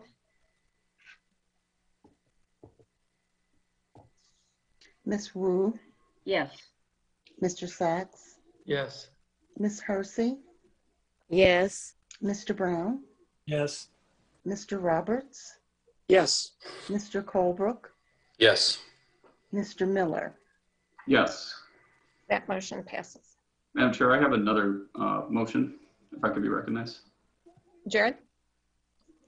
So we've, I've asked this numerous times, and I'm going to ask it again, though I don't know if anyone on council will support it, but I would like to make a motion to divide the question on these appointments, specifically to consider the deputy fire chief and the appointments to the Plan Commission to be considered separately from the city attorney appointments and the police lieutenant appointment, neither of which to be considered together, but to be considered separately themselves. That would be 3 separate votes rather than 1 on all 4 appointments.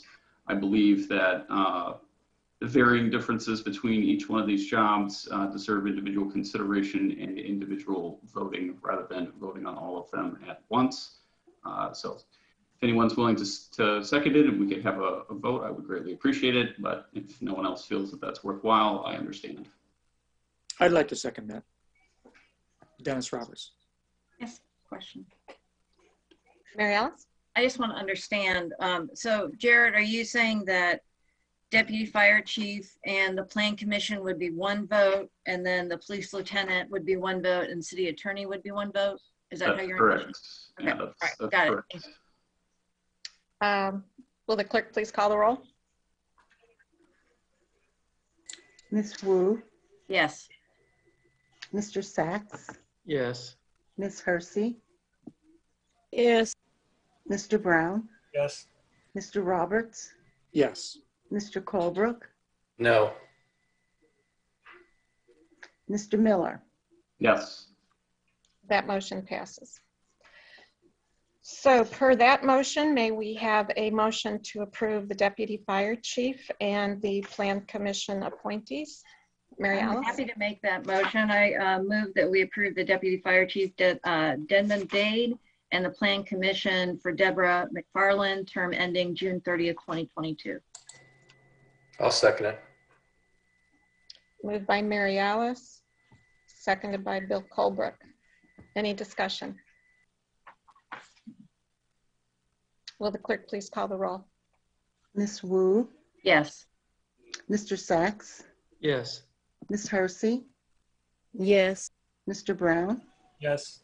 Mr. Roberts, Yes. Mr. Colebrook, Yes. Mr. Miller. Yes. That motion passes.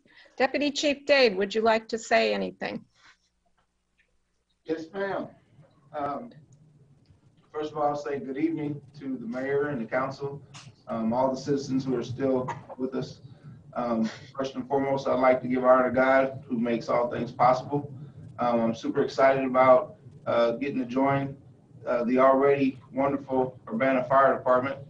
And not only the department, but looking forward to working with everybody else in the community, the citizens, business owners, everyone who makes this city go, all the other city the agencies throughout the city, When you look at fire service in any city that you go to, we all share the same mission, and that is to protect our citizens, to reduce the loss of life and property. But we also share similar, if not the same, hurdles and obstacles. And in order to do that, we have to foster relationships with everyone in order to make sure that we support the training efforts of all of the firefighters that you have here in this wonderful city of, you have a good progressive city and progressive fire department. So I'm looking forward to fostering those relationships so that we can help the men and women on the Urbana Fire Department move forward with fulfilling that mission and protecting the citizens from whatever hazards would encroach upon the city. So I appreciate your vote, and that's all. So Thank you, and thank you for staying with us so long and so late. And welcome to the city of Urbana. All right. All right, thank you much. We'll move on to Police Lieutenant James Corey Coker. Is there a motion? I would like to, ma'am. Bill Colbrick. I'd like to make a motion to approve James Corey Coker to Police Lieutenant for the Urbana Police Department. Is there a second? I'll second that. Discussion. Jared. Well, I got to say, I'm glad to see that we got some folks who are up for appointments with us tonight. That's great to be able to talk to folks a little bit before these things get considered. It's super late, so I don't really know how much time we're gonna be able to have conversation with folks, but I hope we can get something meaningful in the time that we have. Sergeant Coker, you're familiar with all of us. We're familiar with you. I believe we've all met. I don't know that anyone on council hasn't met you. Maybe Eric, since he's new enough, but we've all talked to you. Obviously, you have been involved in a couple of controversial issues over the last year and a half or so, and we've largely not heard anything from our Urbana police officers with regard to the arrest of Alea Lewis. There was also recently the video with you making a joke about a bystander who came up and was wondering what you were doing, and that you were bothered by the fact that he asked you what you were doing, and so he was interested in what was happening on the public streets with Urbana police officers. So I'm interested to hear your thoughts on both of those cases in consideration of your promotion. I will intercede here. The Alea Lewis case is still an ongoing criminal case, and we can't comment on that publicly. So for this appointment, you need to... You cannot, you choose not to comment on it. It's not a cannot. We do not comment on ongoing cases. That's not correct, Jared. Under what statute that says that you cannot comment? What law says that? We are public officials, and there's an ongoing criminal case, and in order for the defendant to get a fair trial among her peers, we will not comment on an active criminal case. That's not a law. So if you have questions regarding education, experience, 22 years with the Urbana Police Department, anything else, feel free to ask. But that particular case, no. Well, what about the other incident with the comment to the gentleman who was observing? I don't believe there's any criminal case ongoing with that one. Thank you for having me, Mr. Miller. In regards to that situation, I think as all officers are humans, we sometimes lament sometimes. I did see an individual who was walking by who was curious. He grabbed my attention simply because he had circled us a few times. So obviously when we were dealing with two young men at the time on a complaint, I wanted to make sure initially that he was not going to be a threat or that he was not involved with anything that we were doing at the time. So yes, I did lament and I mentioned something about, I don't know what he was wondering about what we were doing. And I did lament to another officer exactly what happened on the video. Okay. Well, I mean, I guess, it just comes back to, what are we supposed to, do you regret that you did it? Should you have acted differently? I mean, what are we supposed to go? Yes, you admit that you did it. Obviously, everybody's seen the video that you did it, but how do you feel about it now that it's out in the public? Do you have any other thoughts about it other than, yeah, I did it? I don't think that situation will define my career, nor that it define my person or my character. It was a moment where I got caught doing something, which is a human nature. That's what I feel about that. And I understand. I mean, we all, I've said things that I regret. I've certainly disrespected people. I'm far from a perfect person, so I understand that. I guess the only, and I won't press it any further than this. I guess the only thing I would say is that we, I think, expect, especially people in positions of leadership within police departments, to be held to a higher standard. Or I shouldn't say a higher standard, a high standard, a very high standard. And to casually put off somebody who's just concerned about the safety of their fellow residents, I don't know. It's the character flaw in it without expressing, I don't know, something that brings, I don't know, some semblance of remorse, or we need to be better than that. And I've learned from that. And I'm just curious if there's any inkling of that from that experience. Well, I definitely will do my best to improve from this point. Obviously, I know that this position carries a large weight, and I'm willing to take under my duties and take care of my officers, and also address any problems that the city may have or citizens may have in regards to police services or calls for service. But I hope to earn your trust back, Mr. Miller.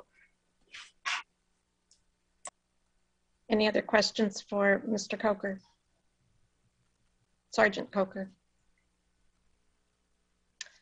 Okay, will the clerk please call the roll?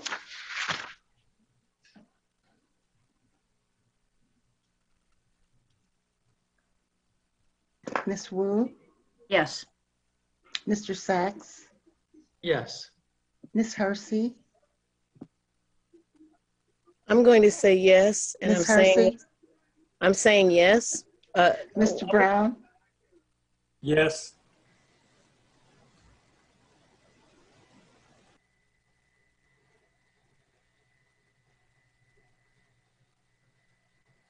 Mr. Roberts? I'm going to pass. Mr. Colebrook? Yes. Mr. Miller?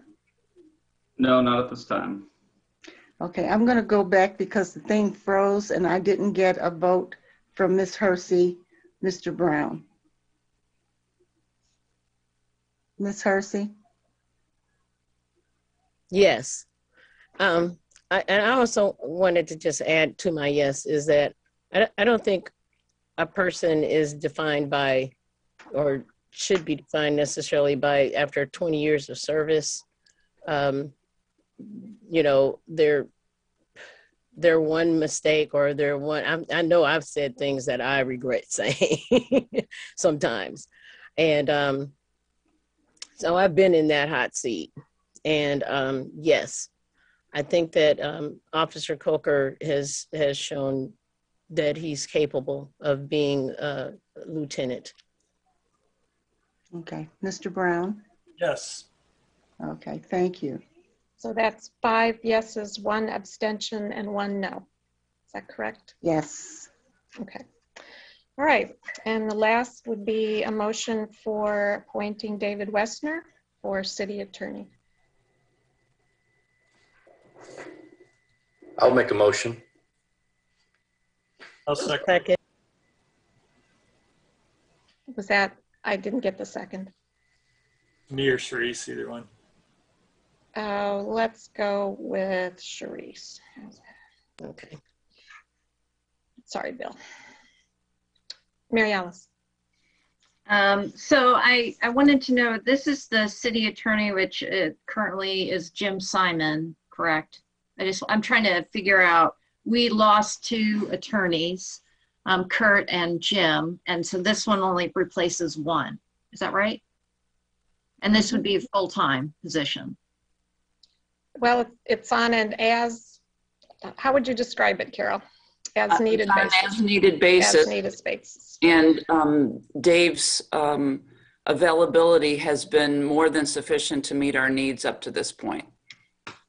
So approximately, what is that? Is it like 25, 50, 75? What percentage of time is that usually? You mean relative to full-time? I'm sorry? Do you mean relative to full-time? Yes, sorry. I have to go back and look at I mean, I have to say, Dave is very efficient in the responses that he gives. So, you know, he's billing us by, you know, the portions of an hour. So I think we're getting, you know, considering that, you know, we're paying an outside attorney, we're getting very good value for our money. Dave is very efficient. So to equate it to like a full-time position is a little bit hard. I'm more than happy to report back to you what his billing has been for the past couple months, if that would help put it in context. Yeah, I mean, it's not going to change my vote, but I would be interested to know. Yeah. Okay. And then does the city have plans to open up a position, or are we going to kind of try this out and see how it goes? That's a question to you, Diane. This is the interim plan. This is the interim plan. Yeah. And we do need to have a city attorney named, which is why we're making this appointment. So, okay. All right. And I will say that it's not unusual for municipalities to use this model rather than having multiple in-house attorneys too. So, okay. Dennis? Thank you. The only thing that I was curious about in this appointment was whether Mr. Wesner has represented Carle Foundation Hospital. I have not. That's lucky. Thank you. Okay, Jared. I don't know if 3 minutes is an appropriate amount of time because it's I only motion until 10:45. I don't know how much Bill's got in his BPAC presentation or if he even wants to make it tonight, but I can either, he's shaking his head no. Okay, well then I know what I would wish to do, just to extend the meeting by 5 more minutes to 10:50. I'll second. Will the clerk please call the roll? Ms. Wu? Yes. Mr. Sachs? Yes. Ms. Hersey? Yes. Mr. Brown? Yes. Mr. Roberts? Yes. Mr. Colebrook? Yes. Mr. Miller? Yes. Meeting is up, motion passes. We're extended to 10:50. Jared. Question for Mr. Wesner, if I may. Sure. Thanks for joining us. Thanks for sticking around so late to be a part of the meeting. I got just a philosophical quickie for you, 5 minutes, to see what where your position is at. I spoke with our previous city attorney about this issue on numerous occasions, and I'm curious on what your stance is. We've had a lot of controversial issues surrounding how we handle FOIA, how we handle OMA, and how we handle the public disclosure, basically, of information that pertains to the city when there is a possible lawsuit in consideration, or the potential threat of one, even if there isn't a real one that has manifested as of yet. I'm curious as to what your thoughts are on, obviously there's in private practice, to me, there's a big difference between, if you're facing a potential lawsuit with private entities, private individuals, I think the question is, there is no question about how you go about forming a defense for those people. However, municipalities are public bodies and subject to, not necessarily different rules per se, but a different arena than a lot of others are. And you obviously have experience in Decatur, Danville. In Danville. So you have some knowledge of this. There have been numerous instances where I feel like the costs that the city has borne of choosing to take a position of silence, of refusal to admit wrongdoing in order to protect themselves during a potential lawsuit has often outweighed what probably could have been resolved if they had done so, because they ended up having a lawsuit against them anyway, when if an admittance of wrongdoing had been done and amends had made to be met, the issue might have been resolved and nothing would have come of that. If you're faced with a similar situation where someone has brought a lawsuit that has public knowledge and it's in the public arena, and there is a willingness of the charging party to accept, an apology of some sort, a public admittance of wrongdoing in exchange for dropping the lawsuit, where would you fall into how you would approach that situation? Yeah, certainly appreciate the question. I guess I'll ask for a clarification because you obviously commented about FOIA at the beginning. And the way I kind of took the question, maybe twofold, is perhaps my philosophy about FOIA in and of itself, and then secondarily more so driven by the idea if there's an active lawsuit. Frankly, I think potentially the answer to the question is not necessarily driven by whether it's active, but also probably similar in nature to whether it's probably on its way in terms of how the city is going to position itself with regard to those. Is that kind of accurate? Do you want me to address kind of FOIA in a sense first, or is it really your question more so toward just me kind of commenting about lawsuits against the city? I think both perspectives are good, but we only have 4 minutes, so. I understood, and I'll try and be brief, although sometimes it's difficult for attorneys like preachers to be brief, when you let them talk. FOIA, my perspective is it's all about compliance.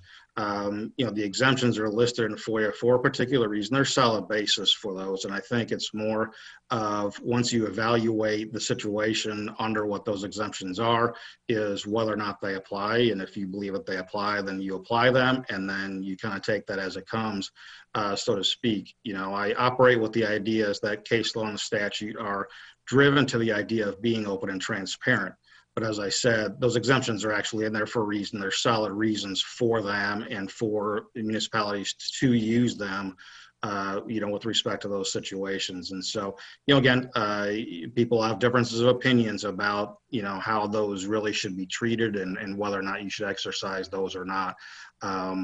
But, again, it's, I think, important to evaluate those given what the circumstances are, just to ensure, as obviously potentially the attorney for the city, is understand the dynamic of the idea of being open and transparent, but also you have to face that with the protection of the city itself as well, with regard to, what may come about from you taking a particular position or opinion.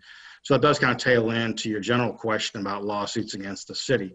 We've got about a minute and a half. Sure. Understand the perspective about, the concepts. My point is driven for protection of the city, and I get that there's a debate that will be ongoing all the time about whether you should really take that position or not. If an individual is willing to accept a public apology and drop the lawsuit, I get that. I would still be cautious, because if for some reason you do that and you make public comments and then they decide not to drop the lawsuit, those public comments are now going to come into play during that lawsuit, and now you've lost the ability to try and offer the circumstances and situations that your witnesses are going to testify in court. So I'm cautious of litigating in the public, if you will, just because my responsibility is to the city, and that's kind of first and foremost. Okay, we need, is someone willing to, we have a motion on the floor and a second. Can the clerk please call the roll? Ms. Wu, Yes. Mr. Sachs, Yes. Ms. Hersey, Yes. Mr. Brown, Yes. Mr. Roberts, Yes. Mr. Colebrook, Yes. Mr. Miller. Yes, Mr. Miller. Yes, I got to be the stick in the mud and say no. No, sorry. Thanks, Dave, for the conversation. That motion passes. It's 10:50 p.m. with no, Bill, can we, Yeah, we can wait. okay. We'll move items 5 and 6 to either the next committee meeting or council meeting.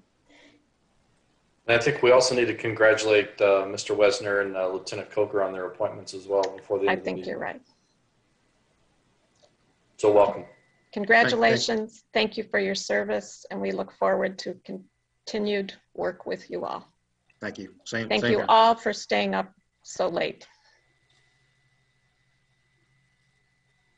With no further business before this council, this meeting is adjourned.